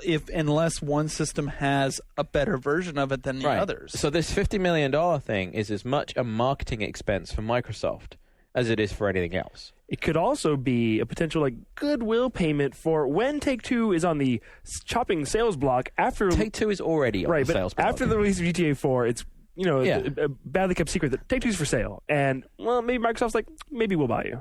Or maybe they'll buy Rockstar. Yeah, Right. just as an aside, how do you fuck up having GTA? How are you Take-Two? I know, I'm serious. How do you have the biggest fucking franchise in gaming and be so fucking fucked up and mismanaged? It's clear, Mark, they haven't you're- made a DS version yet. Oh, I mean, They sold 20 million units of San Andreas. for real. How do you Did fuck they that really? up? Yeah. That's Prey, I don't know. I mean, even they license that shit in Japan, it still sells there. How are you fucking that up? Embezzlement. Well, I think the problem is that all they have is GTA. So, I mean, the problem... Midnight the problem, Club sells. And Yeah, but the problem for a public company like that is when you've got all of your eggs in one basket. And not only right now, it's tied very much to the talent at Rockstar. It's Rockstar North and the Hauser boys. And if they go away, what happens to GTA? They are they're in so much of the creative control over that franchise. They haven't broken out of what they do as their base of Grand Theft. They tried State of Emergency. That failed. So they tried to come a little closer to the fold. They tried the Warriors. Well, you say State of and the Emergency Warriors failed, but I mean, It's still sold a million. I mean, they have Yeah, games that sell a it's- million units. I mean, Rockstar But it didn't doesn't do well enough fuck up. that anybody was dying to get State of Emergency 2. No, but the problem is when you have a game that sells 10, 20 million units and you're public, that changes the pressure. It's like when Right. Spider-Man 2 is the biggest opening of all time if Spider-Man 3 is anything other than the next biggest opening movie of all time, then Sony is a failure. Yeah. It's like this is the nature of the way the business has gone now. So they need more than GTA to be capable of selling 10 million units. Another interesting thing about GTA 4 is, we're talking about how the 360 version now has this exclusive content that makes it, potentially more attractive to gamers. But nobody has seen the PlayStation 3 version. Nobody. Right. And we don't actually know if it runs the same. It could run better. Or indeed, if there is actually a PS3 version. Well, there is a PS3 version. Well, Just because we haven't seen it. Could run better. worse. Exactly. It could run worse. Could run better. I mean, it doesn't worry anybody that they're only seeing the 360 version and the of other it? big rumor going around is the whole hard drive thing. All right? Like, we know that they want to use the hard drive. Right. Of course they want to use the hard drive. But the prevailing rumor is they can't because Microsoft won't let them, because you have to make it work on a core. And because they do that, if they are contractually obligated to deliver the same experience across both platforms, what does that mean for the PS3 version? Because they could use that. Don't discount the potential that the PS3 program doesn't run as well, because right now we're working on the details and trying to back up what we've seen. But I mean, it's perception of those of us who played the football games that are available in the office right now that the 360 version is running faster than the PS3 version. We still haven't seen very many multi-platform games that run better on PS3. I mean, like Burnout Paradise is one of the first ones we've heard about, and it's like it's a rare thing when you hear it actually runs better on PS3. So this is interesting, because this is something that they were talking about today when they were showing us Sega Rally Revo, is that they actually, because of what they've learned so far watching other developers struggle, they started on PS3 knowing that if they could get the engine running on PS3, they would be far better off than if they went the other direction. The problem is, to take advantage of PS3, you have to program it for where the cell is making your graphics, and nobody's doing that, and that is the problem. So let's bring it back to GTA 4. Okay. So number one, two questions. One, do people think that Sony's going to pony up for their own exclusive content? Because they haven't not said that there won't be PS3's own exclusive content. I will say, last year at E3, when GTA 4 was announced for Xbox 360, a Rockstar person told me that PS3 would have its own different downloadable content. Nothing's ever been said since then, but that was told to me last year. Do you think this means that the story is different on each system, or does it just mean the story is released in a different order? We don't even know what kind of content this is, really. I mean, they've used terms like new chapters, which implies extending. What's his name, Nico or whatever? Right. Yeah, extending his story. But does that mean that the exclusive is exclusive in that you're getting these chapters first on 360 and they'll go to PS3 later, and then there are different chapters on PS3 and they're just going to switch them? Or is the franchise going off in different directions on each platform? It's a mystery. I mean, I think it's just these are going to be new missions. I don't know if they're going to be new areas, but it's definitely going to be something that you're not getting on. John, since you saw it again, how much, and you played some Bully, how much did the actual, what they put into Bully as far as developing character and the direction of taking the game really play into what they were doing with GTA 4? We speculated about that a lot, but how much did it actually seem like it was there? You couldn't really tell from the demo that they showed. I mean, there's a lot of, because Bully's so character focused, and we've not really seen any specific character interaction in GTA yet. I mean, there's stuff that we'll be seeing soon. They're not showing anything at E3, but there's going to be stuff after E3 where they haven't revealed the new combat engine yet, they haven't revealed the new driving engine yet, and they haven't revealed the character interaction stuff yet. I mean, all we've seen is environment interaction so far. Right. Which is way more. Everything has physics and everything, How much of a sense do you get that they're pulling back to a tighter space and it's taking, I mean, I don't know if it is this, but I would imagine the amount of stuff that's spread out over the world of San Andreas, all compressed into one of the locations in San Andreas. They said it's all about density this time. It's almost as big. It's just New York, but it's almost as big as San Andreas, except San Andreas had fucking, 60-70% of it was just rolling hills and trees and shit. And this is all streets, alleys, New York stuff. It's very, very dense. It's super dense, and it's still almost as big as San Andreas. You don't like trees? So. No, I mean, I like the odd tree, but there was a lot of space in San Andreas where you could electively have things happen, but nothing triggered, Right. There's a lot of bullshit in San Andreas. I mean, there's a lot of filler between areas. And it was cool because you could fly a plane around. And that's why there was the open space, because you needed somewhere to go fly the jetpack or the jet plane or whatever. But to have it be that big and yet still have it be detailed in environments and you're walking in and out of buildings and stuff within that, like that's pretty cool. Something I did learn about GTA, which I thought was interesting, is that previously we'd speculated that it had some connection to GTA 3, Vice City, and San Andreas. Nothing. None. It's like it's a different franchise. fresh It's slate. totally fresh. Interesting. No characters. No, the only thing that exists as a character that's common is Liberty City. Wow. So Really? this conversation kicked off with the idea of downloadable content and whether or not that was worth spending the money for exclusive on, right? Right. So let's bring it back to that for a second. If we're just talking about the difference of downloadable content, how many folks out there are really giving a damn about downloadable content when they're looking at the game in the store? Well, I mean, this is For GTA? Yes. If you're into GTA, I mean, 20 million people bought San Andreas. A large number of those are going to want to play the next one, and once you started playing it, there's going to be more.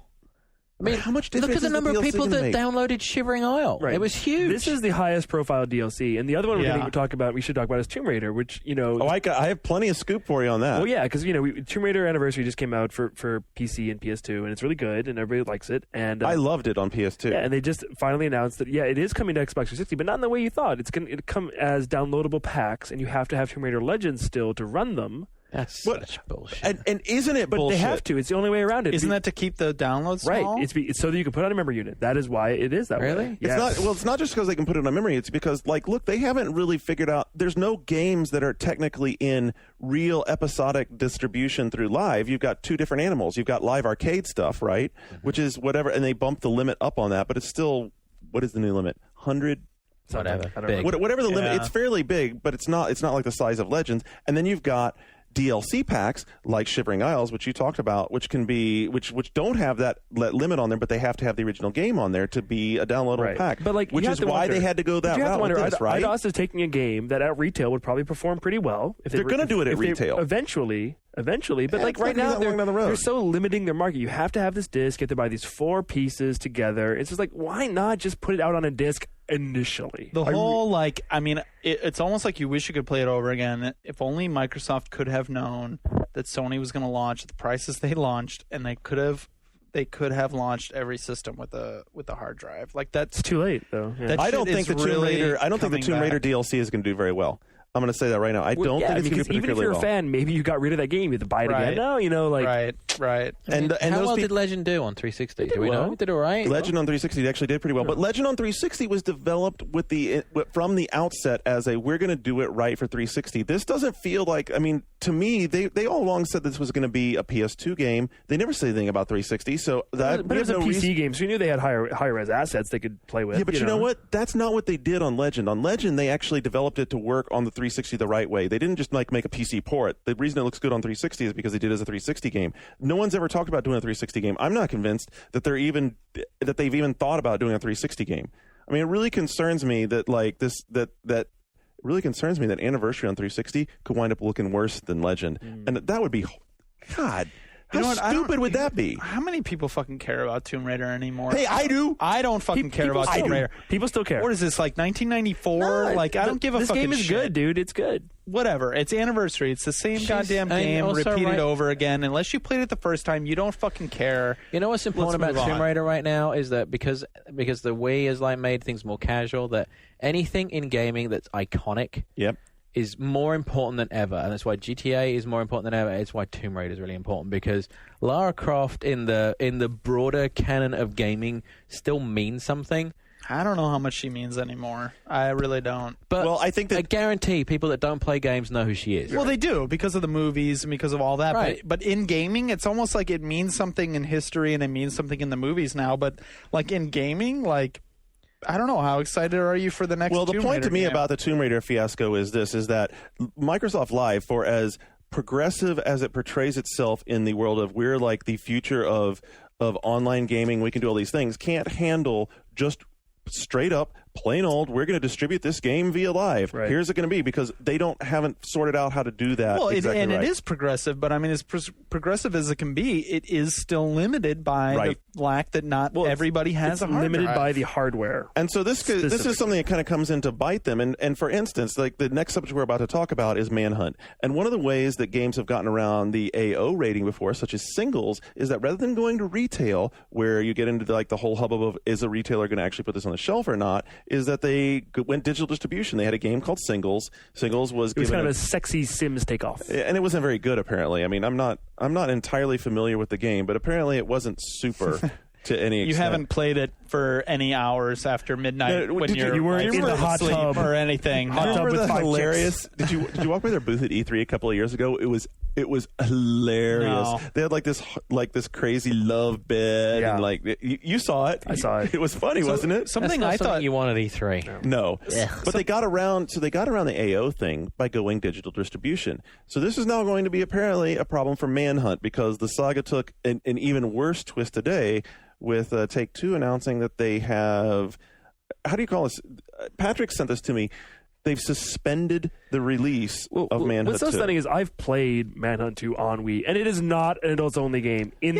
I've played mature-rated games that are more violent and more disturbing. that's the funny And thing. I'm sure you guys, you've seen R-rated movies that are more disturbing. Exactly. you guys came back and you're kind of like, it's not that shocking. We were almost kind of disappointed that it it's wasn't. definitely less disturbing than Yeah. the first game. The first game was crazy disturbing. And I don't know how many people played the first game, but the first game was one of the few games that I've actually sat there and played with the lights off and was like, okay, I have to stop playing this game for a minute. Yes, it's violent, and it is gory, but that's what the mature rating is for. Right. You know? Is it any more gory than something like Hostel or Saw? Oh, of course not. hell no. And the Wii version, if you construe it to yes, you're miming actions, you're miming murderous actions. But okay, other games have done that too. But apparently, some groups have been they were out to get it before it hit the ESRB. Well, and the amount of publicity that all of a sudden you hear A, it's banned in Europe, B, it's getting adult only, C, it's Right. on hold, Right. It all hit this huge thing, and you do have to wonder, are they wagging the dog? Well, did they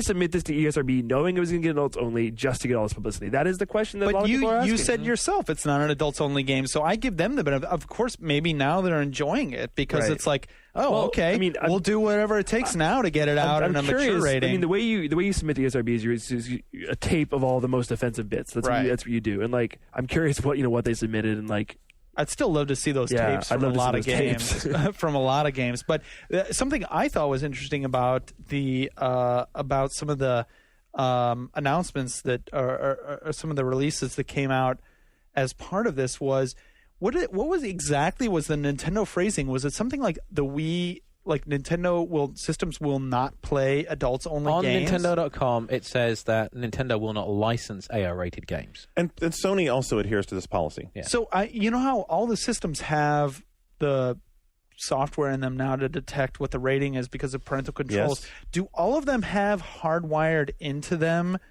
that they will not play adults only game no matter That's what? a good question.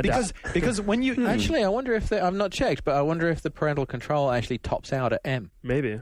because you mentioned censorship a couple times, and I actually don't think it's censorship. It's just them using the top rating. But if the consoles will not physically play the a rating game, is not the censorship. The response to the rating is the censorship. When you have an outlet like Walmart that in response to the AO rating reiterates its policy about not selling games with AO ratings and then comes out and has a representative saying business is a series of judgment calls and we offer what we think our customers want to buy, said Walmart spokesperson Karen Burke. This is from a CNN Money article. They will let us know if we've hit the mark. It's really that simple. And on their website, you can go and find items like Hannibal Rising, unrated version. Well, Reno 911 Miami, unrated. but you won't find pick that up. X-rated. So here's the difference. But this is not X-rated porn. We're But not talking about. right. But AO-rated games, you look at ESRB.org, there are 26 games that have ever been rated AO. So Walmart saying we don't sell AO-rated games isn't really saying very much. Right, but and a bunch of them are on the Mac. Here's the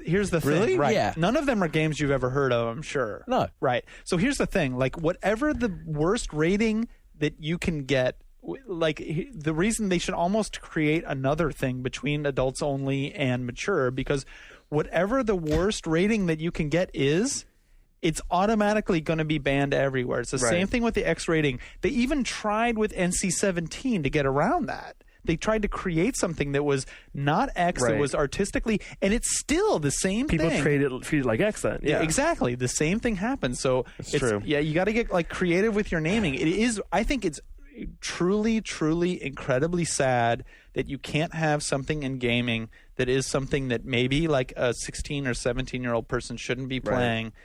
In like Nintendo won't even allow it on their system. Sony won't allow it. Nobody will allow it. Even talk about it on their system. Isn't it ironic that the people who want to push high definition graphics and super realism and all those sorts of things at the same time want to treat the video game console world like it's aimed at a bunch of kids? But what's funny is I do believe that, even though the July 10th release for this game has been shelved temporarily, I do think that this game will come out to retail in the next month and be more or less like 99% the same as what it was when they submitted it. And it'll be mature rating. Rockstar has to say that something was changed because the ESRB cannot budge on this now. Because if they say, "Oh, okay, we changed our mind," then all of the political pressure on the ESRB right now, it'll just destroy them. So here's where it has to be Rockstar that moves. And that's where it gets interesting because Rockstar is the last fucking company on the planet that you will hear say like, "Oh yeah, we toned it down.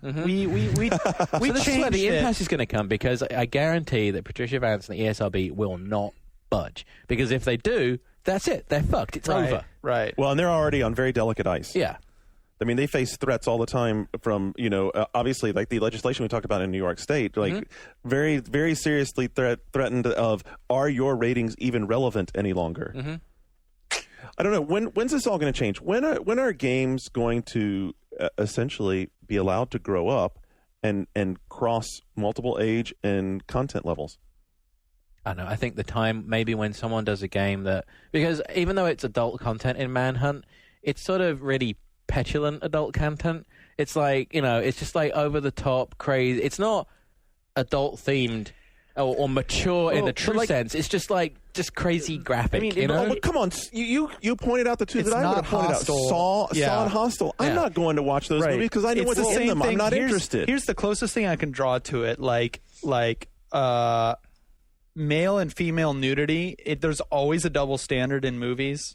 Where there's just a complete double standard in movies. I think there's always going to be that double standard with games as opposed to movies. Like, because it's interactive, you're always going to get things that are not near what you're seeing in movies judged harsher in games than you are in movies. Just like you do, like when you see like male full frontal nudity. But let's not even talk about movies. Let's talk about like HBO. My God, in The Sopranos, we had a guy beheaded. Right, but beheaded. But you know what? That's what I'm saying. Like, you will see a guy beheaded, but you will not see like a guy's dong. Well, like, but I'm saying, not that I'm like that's that like what so you really crave? Oh my goodness! It's not that I'm upset, but I'm saying there's that double standard there. We know where he's going next weekend. But the problem is that double standard isn't a concrete standard because in my lifetime, the MPAA's ratings have changed so much. The lines are completely blurred. Like what was a PG movie when I was a kid is maybe an R movie now or PG-13. And what's an R movie now? Like I saw Hostel 2, and I'll tell you, Hostel 2 is the most violent film with the most male frontal nudity in any R-rated film I've ever seen. That really, if that's not NC-17, I don't know what is. I've seen movies, X-rated movies that are more violent, more sexual than that. Of course, standards will change over time, but what I'm saying is games will, I think, always be judged differently from popular media like TV and movies that are passive. But I think the ESRB needs to get with the times and make the M rating a little harder, a little more like what an R is now in film, which is like allows for a lot more violence, a lot more sexuality. I think the M rating... I agree, and I wish they would, but I do not think they will. How much is a change in ratings going to help when it's actually the societal influences that are really the problem here, isn't it? It's not the rating system. Well, but if the ESRB ratings were enforced, and you had to, in the same way that MPAA is enforced in quotes, right? I think then the mature rating would be allowed to go more extreme, and this wouldn't be a problem. Manhunt 2 wouldn't have an adults only if you were carded when you bought it. If the average person thought that kids were not allowed to rent. If a little kid could walk into a store and buy this game easily. So what you're saying is that the answer is for the government to step in and create that bureaucratic level that the New York actually, suggests. like the MPAA, like the government isn't involved there, right? The MPAA that's something is legally between supported. The movie theaters and the movie industry, like but it is I think the government It is enforced by law. Enforced by law. Yeah, it is. enforced It is by law. actually illegally. It's not just an apparently. agreement between the theaters and the. Wow. It still baffles me that there's going to be millions sold of these various video DVDs in Walmart and in other retailers, and yet they still will just turn. It's so politic, Right, It's like a little so kid politic. could buy Saw, but he couldn't buy Manhunt, but you it's know? newer media that people don't understand. So it's, I mean, it's. I don't think a little kid could buy Saw in Walmart. Let's send your son in and see if he can buy it. I bet he can. Yeah, You'd be surprised. Walmart, Target, Kmart, one of those places he'd be able to get the door. I think that when this will change is that it continues to change as the generations advance, and ultimately when the generations have completely rolled over to where the people who are at the peak of their power and running the government bureaucracy are people who have been, at least whether they were gamers or not, have been exposed to folks who were. That's when it'll change. But at the end of the day, this has been a great PR blitz for Manhunt too. Oh, man. So back to that guy's conspiracy. What's his name? Conspiracy theory. Yeah, the conspiracy theory on the teeth mummy. Manhunt 2 debacle is a marketing ploy. Hey, maybe he was onto something. It's the same thing about the Wii shortages. Like, it's not a conspiracy theory when it's actually there, but hey, they're not fighting it. It's going to fucking help. Like, I don't know about any of that. I do know that we have several new games announced that we are going to be able to rock through in news. Then we got some interesting news. I have a little information from the financial world, some game releases. We got some Halo 3 figures, all that coming up and more in news when we come back in just a moment.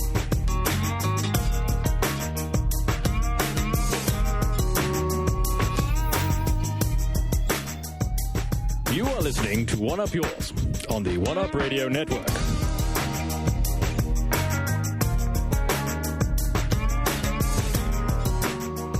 This show is brought to you by the Entertainment Consumers Association. Protect your right to game and join the ECA at theeca.com.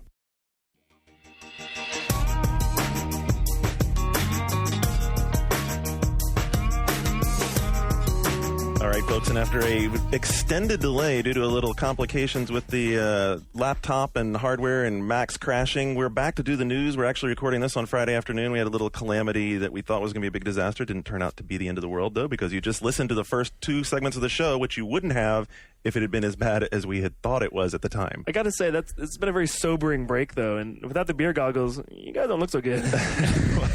Thanks, you're not so peachy either, honey. But the real sad news is, super guest star, fan favorite Mark McDonald is on a plane away. Yeah, there's some bad news. Oh, I managed to sneak my way into the podcast. You just heard the bad news. You thought he was this gone. This is where the thread takes a sharp turn. Like, oh, God, Look who's back. God damn it. The kid's back. Quoted for truth.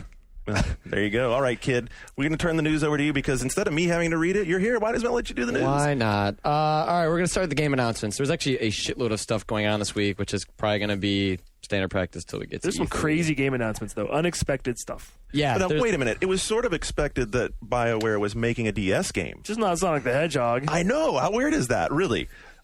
John, you've been doing this for as long as any of us. Would you have ever imagined that kind of weird combination? I didn't think it'd be Sonic. I mean, I knew we kind of knew they were doing a DS game. Right.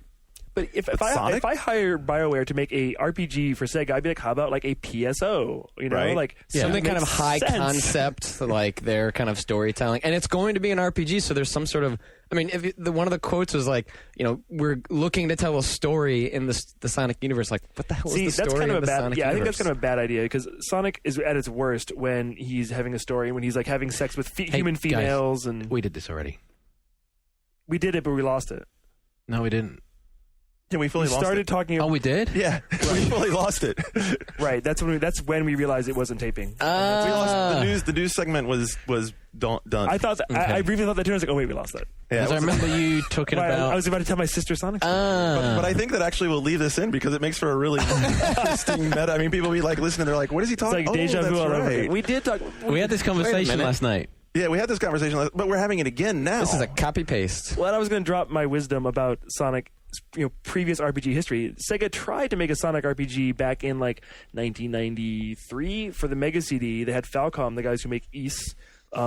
They were taking one of their old games, Popful Mail, and redoing it as Sister Sonic, where you played as Sonic's sister. And it Did was, that ever come out? Well, no, like it got scrapped after they worked on it for a while, and it came out just as Popful Mail for Sega CD. They didn't add the Sonic stuff. So this would be the Weird. first time they really ever made a Sonic RPG, And I really have to wonder, like, the story of Sonic, it's very kiddie. It's hard for, like, if you're over the age of 12, hard to relate to. I don't know. I get the impression that this is kind of more BioWare just wanting to do something different, too. They do all this heavy-handed RPG stuff, this real high-concept, big storytelling. And, like, you can tell a story in the Sonic universe in, like, an art. I mean, look at, like, Super Paper Mario or Mario RPG. Like, you can take a simple story and still wrap it in something interesting. I'm hoping that's the route they go. The problem with the Sonic stories, and I've played all the Sonic games, is like it takes itself too seriously.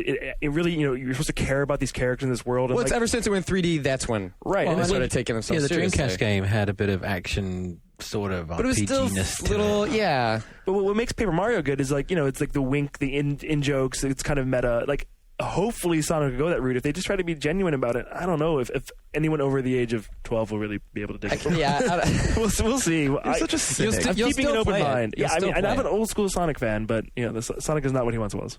So yeah, I mean, kind of combining with that, like there was also the announcement this week about Contra 4, which is coming from WayForward. If you remember the guys that did Shantae, the Game Boy game. So well, actually, in what you've been playing, I talked about I have played it, and you'll see a lot of stuff on it. One up next week. Just keep your eyes open. Yeah. So it's in good hands, and they're giving it. It's called Contra 4, so hopefully they have some confidence behind it this time. There was also this week 3D Realms, of course, already said last week that the next two announcements were going to have nothing to do with Duke Nukem Forever, and they weren't lying. The first one is a game called Earth No More. It's just another sci-fi shooter. Is that a reference to like when it'll be finished? Probably. Well, actually, no. They're not making it, so I'm sure it'll actually be done in a reasonable time frame. Yeah, I saw this is a deal like they did with the Max Payne games. Yeah, it's what I mean. This is what 3D Realms. This is why Duke Nukem Forever is not exactly a dead project, because they do these collaborations like Max Payne and Prey, and that's how they fund the endless pitfall spiral that is Duke Nukem Forever. And so, by the way, Earth No More is they're partnering with Recoil Games, which is actually somebody from I'm going to butcher his name, so I'm not even going to try it. Somebody from Remedy, and he formed a new studio, Recoil Games, and it's just, it's a sci-fi shooter. We don't know much about it, and they make comparisons to sci-fi first-person shooter. Yeah, I know from 3D Realms, but it's got what was the last unique one of those? weapons. Oh, the weapon description. Oh, it has weapon unique weapons? Unique weapons. Oh, well, thank fuck for that, because none of the rest of them do. I hope it has a machine gun, a shotgun, and a rocket launcher. No, you know what? It might have some biological type shit, that spits. Did you see the quotes goo. down at the bottom of the page from Scott Miller about the different? He actually goes into that. Like he goes, yeah, we're going to alternate design fires. almost every weapon in the game to where it's going to have some sort of a collaborative mode to it. Oh, So it's like another Prey. it's all link guns. Yawn. Shooter. I think they're making another Boring. Prey, actually. Really? They are Because making another Prey. The world really needs that. I'm sure we'll hear about it next summer. I liked Prey, Yes, you did. and Why? because I had fun with it. It was fun. I had fun with the single player game. Multiplayer or whatever their little acronym was not. Didn't it? You like because it so helped you get in touch with your Native American heritage? Whatever. They butchered that part. They checking. fully butchered that part. No, I had fun with it. It wasn't quite everything that it could have been like back in the day when they talked about it. It was a fun shooter. Cool. All right, next. And we're also seeing Namco Bandai is taking the first shot and finally evolving fighters they're taking Tekken 5 online. Well, what's interesting about this is I had heard about this months ago, and then it never came to fruition. I thought, well, it mustn't be working. It's not going to happen. And then The original idea wasn't the original download going to Right. be multiplayer enabled? Well, then I heard that they were going to add it later, and it never happened. And finally, they just announced it is going to happen, and it's going to happen at the end of within a month in Japan. They haven't said when here. It's by the end of the year. Yeah, they so say I'm later assuming this year. I'm assuming it's gonna But if they'll you- tweak it in Japan and then But bring if it out. Japan gets in the next month, I see no reason for us to wait. I mean, it's a patch. Like, put it out here like a week later. Like, why make us wait for this? Yeah, I don't know. So hopefully it'll be and soon it's- thereafter here. It's $29.99 for the complete package. If you've already owned it, it's a $10 upgrade. So hopefully it's Yeah. worth it, because Well- $10 is kind of a steep.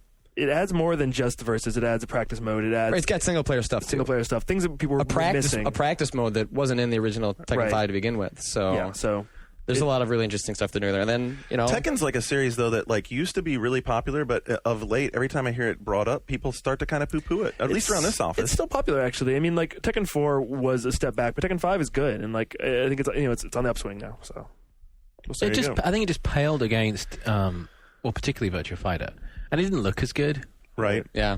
I mean, look at Tekken 6. And the thing that really kind of grew old with people, I think, was the amount of spam combo shit you could do in it. Where you just like 25. Well, it was in danger of going a bit sort of in the Mortal Kombat direction. Oh yeah, very much Yeah. so. Yeah, completely agree. And we, for the Warhammer fans, We have Warhammer 40k Squad Command for the PSP and DS. Derisory little lip curl there. Warhammer's cool. You obviously haven't seen John's miniature menagerie. Whenever he shuts the door, he's actually just painting. I'm painting my. Actually, it's my 40k models. I have the just those. You don't do the orcs. I thought it was even better. Fuck those guys. He's all talking about how Warhammer's cool, and his voice has actually jumped up about an octave and a half. Because his heartbeat is going faster. He's thinking about. I got the whole figures. magnifying glass set up and my little his new Amazon ship that's coming in this week. That's awesome. So yeah, it's kind of like a the strategy game for PSP and DS. But the nice thing is that it's finally another game that's supporting online. So both of them are supposed to be online, not interchangeably, but it's cool. at least we're seeing PSP more and games. DS strategy games it's actually work perfect pretty well. for a strategy game. Yeah. I mean, the original was so. The old school board game. Aha, my orc is coming after you. Wow. Wow. We can contribute some voice acting. Somebody pull that sound clip for me in MP3 it. We also have God of War is finally coming to mobile phones. Thank fuck. Betrayal. Hey, it picks up immediately after God of War 2 ends, so if you're interested in that storyline, you need to pick it up. Which phone services? Just Verizon right now. Have you tried shame. it? Have you tried it yet? I've heard it's good. Matt, I haven't tried it, but someone, I think Mike Nelson, downloaded it on his cell yeah. phone over in my cheats, and Matt's already he had to be ripped from the phone to play it. What kind of phone were they playing it on? Do you know? I think they were playing on a Razor. Because the Razor is lousy. It says most modern Verizon phones, so I'm sure it seems like it's compatible almost across the board. It's just depending on your button layout. So if it looks okay on a Razor, it's going to look great on everything. Because the Razor is a lousy game phone. Yeah, it is. Just because the way the buttons are set up. Well, also the hardware is just not set up to do stuff. So if they made it work okay on that phone, Look, I watched over his shoulder. It looks like a cell phone game. I mean, it would be fine for like playing on the train or whatever, but I wouldn't. Cell phone games. I saw this article the other day about how cell phone games have just been horrible in America. Like less than 8% of people who own cell phones have played games on America or something. It's because imagine less than 8% of people in America that own cell phones. You know how much money that is? No, I said it's still tons. It just hasn't become like a few years ago. Everyone was like, "Oh my God, cell phone game is going to be the next coming," and it really hasn't. At least hasn't happened here. Well, there's still there are a lot of good casual games, but there aren't good serious games for cell phones. Right. So where in Japan, you can play like Final Fantasy and Dragon Quest. And I think I'd almost rather have casual games on my phone, though. I mean, if I'm going to bust out that's the all phone, I do. I play Bejeweled and I think Bookworm. I think I would play like an old RPG on my phone. Actually, I would. Really? I would. Especially if you could just suspend it at any point and it would just it would like just an save at emulator whatever or point. virtual console, you can just jump right back in. Yeah. I think it's just a matter of getting like the services up and running. Like America's just so behind and backwards with cell phones. We're catching up. Yeah, we're just getting slowly 3G and all that nonsense. Earthworm Jim for PSP was canceled. Does anybody really care? There are some people who care. dude, I actually think there are a lot of people that care. I mean, Earthworm Jim has a lot of fans out there. Does anyone really care though? I mean, at this point, there hasn't been a new one in a very long time. There's been a good one even longer. It's not that great. You didn't like the N64 games? Not so much, and it's not that great of a character, really. I thought the N64 You know what's weird about The this? first one was alright. Yeah. At the Atari Showcase, like last year, they had this thing, and it was playable. They hadn't gotten a lot of the voice work and stuff in, but it was handling fine. The frame rate was good. It was like they were saying 80% complete. Well, it was certainly over half done. I mean, what the hell happened? It should come out. I think it should come out, but Yeah, I just argue its relevance. Like, did anyone really need a 3D remake of the game? It looked fun. I'd say- the level they let us demo was fun. I had a good time with it. I'm thinking that something drastic went wrong with I'd the say team. if it's done, I'd say release it as a download game for 360 and PS3. That'd be an interesting approach. Something must happen with the team, right? Something. Yeah, well, I mean, for a long time, the original team was trying to get back together to work on a and there was sequel. still conflicts Dave over Perry that. was trying to get the license back or something. Like, there was a lot of backdoor stuff going on with that, and I guess it ends up the game's just getting canceled. Also related to Sonic Rivals 2, the game everyone really wanted. I've heard the single player is fun. No, the multiplayer is fun. Okay, Sonic Rivals has got a really bad rap, especially around this office, because people like James Milkey gave it a really terrible review, and it is not a bad game. I gave it like a 6 or 6.5. And it has some serious problems. The single player game is like less than an hour long, not that great. But as a multiplayer game, if you really try to play it, it's actually quite good. What do you mean? What do you mean try to play it? What are you doing wrong? So you if have to learn the levels, because it's a foot race game. And it's like a foot race game where you get weapons and you like can try to hit the other person and keep them from finishing the race. So you have to like learn the levels, learn where things are. It's almost like it's like going through a normal single player level, but you need to know where everything is in order to win. It's like Pen Triathlon. It is like Pen Triicelon. Is that a glowing endorsement for that Dreamcast launch my game? favorite developer, General Entertainment. But no, like Sonic Rivals is actually pretty good. It's not great, but I'm happy they're making a sequel because if they were to fix the problems with that game, and the main problem was the control, like you kind of get stuck on things, and as Sonic, the last thing we do is get stuck on things. Man, your nickname is bringing the 6.5 back for good. I am, and I for one am looking. Well, I'm forward glad. to I'm glad at least with this one. More games need to do game sharing. Like the reason, like I play like a lot of DS games, like with my girlfriend, is because you can download the game on and you can hook other people in. She could be Amy Rose. You could be Knuckles. Love it. Oh my! I'll mark down my pre-order. Is anyone, Johnny? You still playing Command & Conquer 3? No, not anymore. Why? Luke is actually like up to his nuts in it right now. Really? Yeah, it's what he's playing when he's not playing Halo. Really? Yeah, he keeps IMing me about how he's kind of getting the hang of it, and Why'd you drop it? Just move on? Yeah, I was just kind of done. I played some multiplayer and worked my way through it, and I was just craving something a bit, I don't know. Media, faster, maybe even faster paced, Really? Yeah. I can tell you why I stopped playing it is because it breaks in half really fast. The online community gets really good, and so you have to be like master of the build orders and know every map and all that. And on the single player game, the AI is garbage in that game. Mm-hmm. It's just not very Do they fun just to play. pile drive you, or they're a pushover? They pile drive you by virtue of the fact that they're just sitting there churning out units, and they don't have really good awareness from like one side. Even like on the screen, one part of the screen to another screen, you'll see units. Oh, I didn't realize my buddy over there is getting blown away. Right. Well, that's not a glowing endorsement for the new downloadable content. There's a new map, 500 points. People that are 3 new maps for 500 points. One of them is free though, so you can actually get one of the maps. Right, the Ground Zero 1v1 map.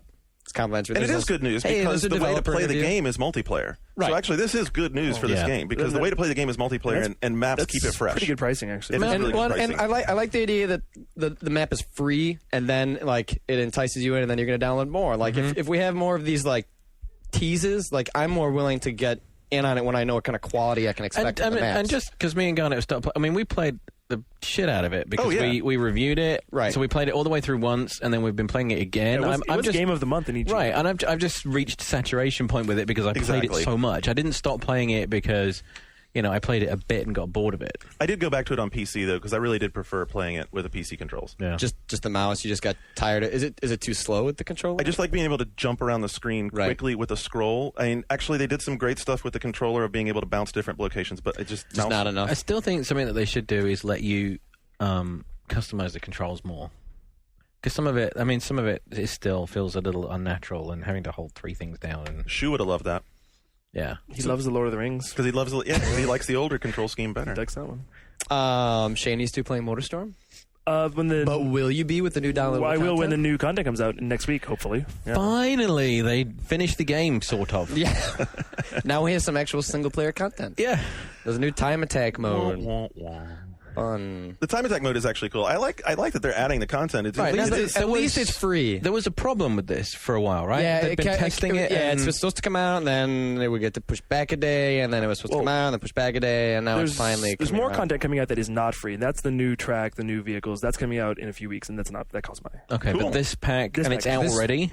Or is it out next week? I think this is out now. Yeah, this is out. The time attack is out now. It was alongside this week's PlayStation Store update that finally brought PS1 games that you can download. It has other things, some bug fixes, some tweaks and stuff. Okay. Yeah, so at least that's free. Does that mean there's another PS3 firmware update as well that we have to do? Oh God, no firmware updates. No, it's just that, they added the PS1 ability in the one of the previous firmware updates, and now you can download them off the store. Oh, okay. Like Hot Shots Golf 2 and cool borders in case you wanted to travel back that far. I haven't really checked it out, but apparently that 1.8 firmware update does make the PS3 an excellent Blu-ray and standard DVD player. Yeah, it has the best upscaling. Almost. Yeah, the guys, I was down on 5 the other day, and they've been running tests on it, and they're like, man, actually, this is a damn good DVD player now. It is, especially given that the standalone Blu-ray player now is $500, so you're getting, And there's in the new EGM, which you'll be getting soon, faithful readers, there's a coupon, a mail-in rebate. If you buy any Blu-ray player, including a PS3, you get 5 free Blu-ray movies. I was That's like, cool. What the hell? Really? I'm going to send mine in, yeah. 5? 5. Wow. It's a good deal. Do you get to pick, or is it just you get to pick. It's a list. Yeah. No, probably no Casino Royale. No Casino Royale. Then Mumbo Jumbo announced they're making a game based on The Office. Yeah, you got that look on your face. I think I we would all use the did. term game loosely here. Yeah. It's going to be like a quiz thing or a trivia thing or you don't It's know gonna be Jack. I bet it's gonna be mini games because they said it's gonna be PSP and DS and a downloadable PC. PC. Yeah. So, I mean, it's It's going to be licensed game. hiding cell phones in the ceiling and calling people mini games and things like that. If the writing is by... They've said funny. nothing in the announcement said anything about the creative team Right. being involved, so I wouldn't put too much confidence in it being very funny. If they are, if the writers are involved, if the talent is involved, it could be good. So, At least then the dialogue and the scripting and stuff like that. So that's this week's game announcements. We also put on one up today that David Jaffe is officially leaving the internal Sony umbrella and branching out on his own into a new studio in Utah with the head of Incognito. Does it have a name yet? Doesn't have a name yet, as far as we know. It is a Sony-owned subsidiary. We don't know that. It's he's said since April that he's wanted to branch out on his own, but he said he wants to work within the Sony family. So it's very much sounding like he wants to work with Sony, but I wouldn't necessarily assume that it's a Sony subsidiary. So he's no longer creative director of San Diego or whatever it was that correct? it was previously. Yeah, down in Santa Monica. He went to San Diego. I think he was in Santa Monica, and he would fly back and forth for calling all cars to work with Incognito, and that it sounds like that's what he's doing now. Since like Twisted Metal Black, he's been just flying back and forth to Utah. Is an official announcement expected soon on this? People have been talking about it. He's been hinting out at it like in the past week. It's coming soon, so this really sounds like an E3 timed announcement where they'll finally have all the contracts lined up. I buy that. Announce the logo, they'll do all that stuff. So it sounds like we should hear about that very soon. And I'd imagine, it's just doing what he did before, PlayStation Network titles, and just do his own thing instead of. That's got to be what it is, right? A little bit more do his own thing. He just wants to be on his own a little bit more. Yeah. Freedom and not having to fix stuff that he doesn't want to be involved with, presumably. Right. Well, right, like the whole rumor about members of those teams having to go over and help Warhawk and all that kind of stuff. Right. He said that the reason Heartland didn't go through is because his team was pretty much pulled from under him. So maybe now he's had a little more control over stuff like that. Cool, good for him. Sure these guys are still going to work on Sony. I would not even come close to looking at this announcement as anything like he's going to start developing Xbox Live Engage games. Engage 2. Doubtful. And also the big thing this week was that Microsoft is now suing Immersion, the guys that I think this caused the whole rumble. In a perverted way, this is awesome. It's karma. It's karma. Well, it's such a fucked up story because when we Microsoft announced they were suing, and then like everyone was like, well, is this because the immediate assumption was like, oh well, they entered into a contract with Sony, so Microsoft's pissed that they're in a contract with Sony, but actually it's Immersion that's causing the problem. Immersion had their contract with Microsoft was that in the event that they settled with Sony, they had to pay X amount of money back based on the settlement, and that money went up based on how much money they made with Sony. And Immersion is saying that what they did with Sony isn't really a settlement. It's more of like it was settled out of court. So like this doesn't count. It's just an agreement. It's just an agreement, and it's a license agreement. So now Microsoft is saying, no, you fucking owe us some money, and so they're taking them to court to try and get them to pay up. Wow. All this over Rumble in over a last gen feature. As I say, it's not even a next gen feature. Nope. You'd think little vibrating motors. But would be a bit less trouble. Just ask the guy who patented the intermittent wiper system for cars. You've ever heard that story? No. Oh yeah, go look it up. It's horrible. He went through the same. I'm thing. afraid I don't listen to Car Talk like you do. The best part about this story is that several times in Immersion's financial documents, they say if they ultimately prevail, pretty much saying this is a load of crap. They're just kind of throwing it out there because probably they're making more money with Sony anyway. So if they can get Microsoft, they can keep their money with Microsoft, then great. But if not, then they've got something good going with Sony anyway. So this could end up being no Rumble in Xbox 720. No. This would change absolutely nothing. The license agreement with Microsoft is the same as the license agreement with Sony. Is that it covers everything. They each are paying increments quarterly, and that applies license for eternity. So. Really, Immersion is the only one that can lose out on this. Right. Microsoft already has the license. Sony has the license. All Immersion is trying to do is hold on to some more money. Right. I pulled this one off your pile. Was that what you were looking for? The big Price Waterhouse Cooper No, you report? can go. Do you want to? You've got that. Go for it. But yeah, I pulled it because this is something I pulled from it was reprinted in the Hollywood Reporter, but apparently PricewaterhouseCoopers, who's a big auditing company, does a global entertainment and media outlook report each year. Interestingly enough, they're calling for big growth in video games, which is not surprising. But as much as we've always talked about North America being the heart of the game business, they actually are saying that North America will be, of the three regions, the one that's the dragging behind the furthest and not contributing as much. They project the highest amount of growth in the Pacific Rim. Really? Yeah, isn't that crazy? They're like, they said the gains will be slowing every year because of the maturation of the current generation. In U.S., games will top the music sector next year, but the Asian Pacific region should remain the region with the highest overall spending on gaming during the period and reach $18.8 billion by 2011. Wow. So, well, in the US, it was, $12.5 billion last year.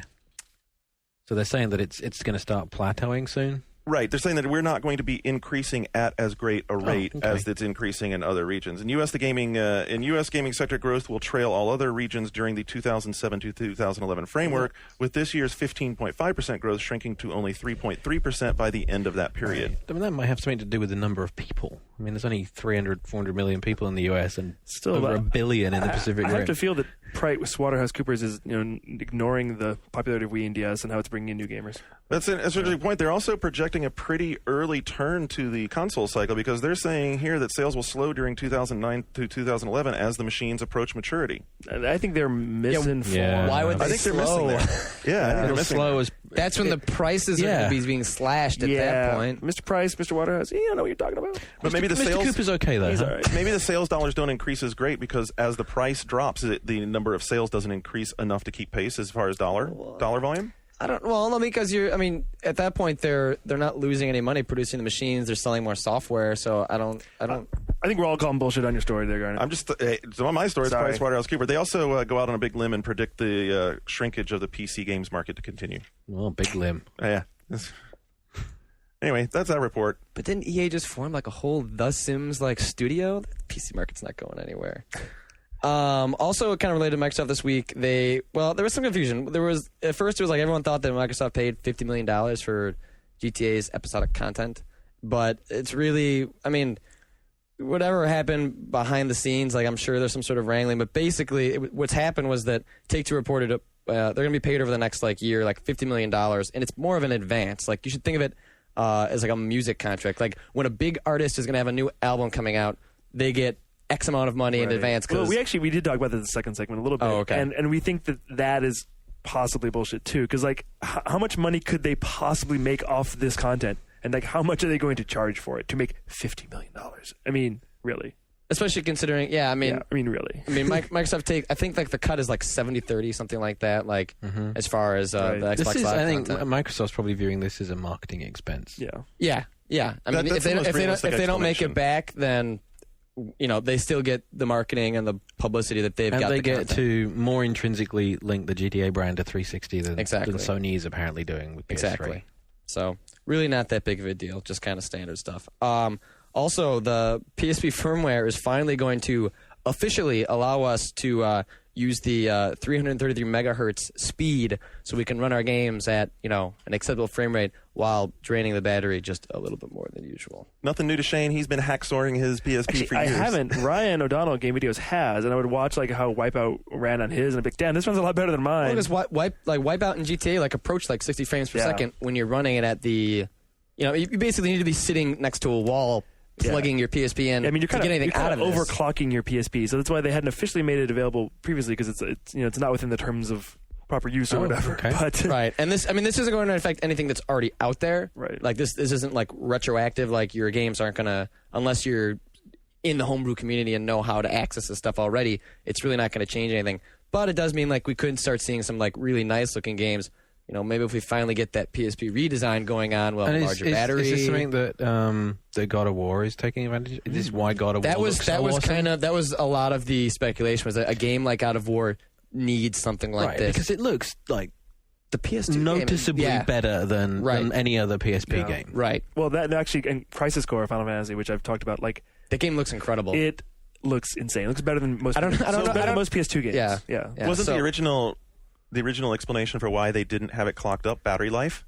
Yeah, and I mean that's not like changed. Which, like, let's that's- face it, isn't great when it's It not wasn't. plopped. Yeah, it wasn't good before. It's just worse now. Well, maybe it has changed because if you go like through like the cell phone community, sometimes when you get flash firmware upgrades to your cell phone, it does actually significantly improve the battery life of your phone. The PSP uses that same sort of battery technology. Maybe they've come up with some power saving tricks, so to speak. Or in the maybe firmware. I think that's long, maybe the maybe. new PSP will ship with a different type of lithium battery. I think that's a whole lot more likely than the firmware. Yeah, there's already a tweaking the larger battery. battery available for PSP separately. Yeah. Yeah. Yeah, we have on the gear blog. Yeah, we checked it Yeah, out. there's Nick that's checked it that. out. But that one's like, doesn't it like attach to like the No, whole back of it? there's an actual Sony-produced regular battery, fits flush in the PSP. It costs more money than the one you have now, but it has How many hours? I think it gives you like an extra hour and a half. Cool. So that's cool. We should. It does sound like God of War. that could potentially get me to New York playing Crush. Also, this week, Sony announced that there was going to be 380 games released for the PS3 by March 2008. That was clarified today to be more of a worldwide number. And it includes all the backwardly compatible download stuff. including patches, time attack modes.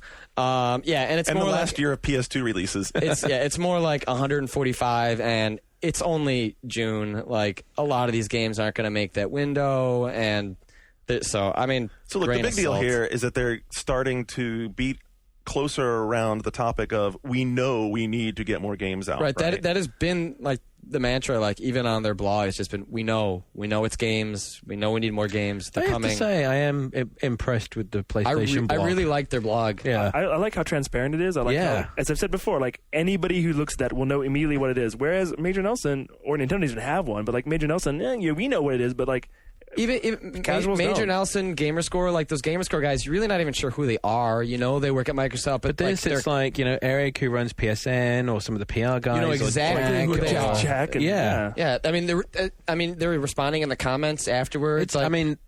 Somehow they affected a complete 180 in the culture at Sony, and that's representative of how much things have changed in the last 12 months. How much they've at had to Sony. change. Yeah.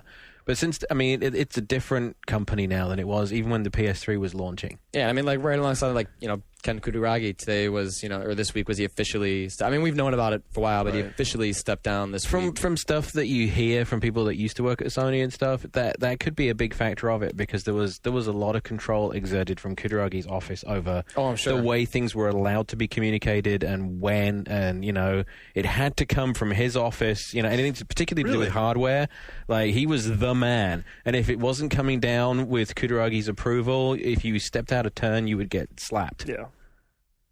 Yeah, I think between the blog, which is a huge positive step forward for them, and being upfront now addressing issues like, we know we need to have more games out there. Definitely, Sony headed in a much stronger direction. Yeah, I mean, as far as like putting their product forward. Yeah, they're getting a lot of positive gamer feedback from it. People are really responding to it, and as long as they can keep it up, and it's not just like next couple months, like they're going to stick to it. Mm-hmm. I think it's really cool, and I like it a lot. And we're running towards the end. He's killing this things. is my I didn't make this stack, by the way. Actually, Mark, can we clarify that I was just thrown into this podcast with no preparation, so I don't sound like a complete jackass? I don't know if I can help you with the second part, but we can clarify that you were thrown into it unwittingly. And Mark McDonald actually made this stack for us, and he's on an airplane someplace, so he'll be listening to be like, there's like no order or sense to this. I'm like, did we talk about this? Did you guys talk about it in a previous segment? We hit all the high points. I mean, the rest of it was like, yeah. I mean, unless Shane wants to elaborate on Greg Ford spending $11 to go see Dead or Alive last weekend, contributing to its stellar Hey, got box a B in office Entertainment failure. Weekly. He got the same grade that Ratatouille got in Entertainment Weekly. That's sad and fun. Apparently, it's not going to really break into the top anything list as far as sales. It was on like 500 screens across the entire 500 country. screens, made less than $200,000. It's already available, pirated, and on DVD everywhere. You could have seen it on Google Video like 6 months ago. So. Oh, it's sad, isn't it? Video game movies, that's a whole other conversation one day. I did see something very exciting today. Blood Rain 2 went to the MPAA, did not get an R, got an NC-17. Yes! NC-17, too much sex, too much violence. UV Bowl is getting too ambitious with the sequel. Your good friend. My good friend UV Bowl. I sent him an email about it already, trying to ask out what the details are on the DVD. But we'll see. I actually don't think it's even coming out in theaters anymore. Direct to video. Yeah, I think I'll watch it. Yeah, well, Alone in the Dark 2, Blood Rain 2, both coming direct to video. Very excited about both. Double feature film festival. I think Let's so. do it. I think so. Yeah, we'll wait to hear back there. Yeah, actually, I'll go. I'll check that out. I saw Blood Rain opening day. That was Wow. good stuff. All right. Until next week, catch up with us at boards.oneup.com and keep contributing to the community. We appreciate all the hard work and stuff you put in there. So we'll look for you there. And until next week, we're Ghost.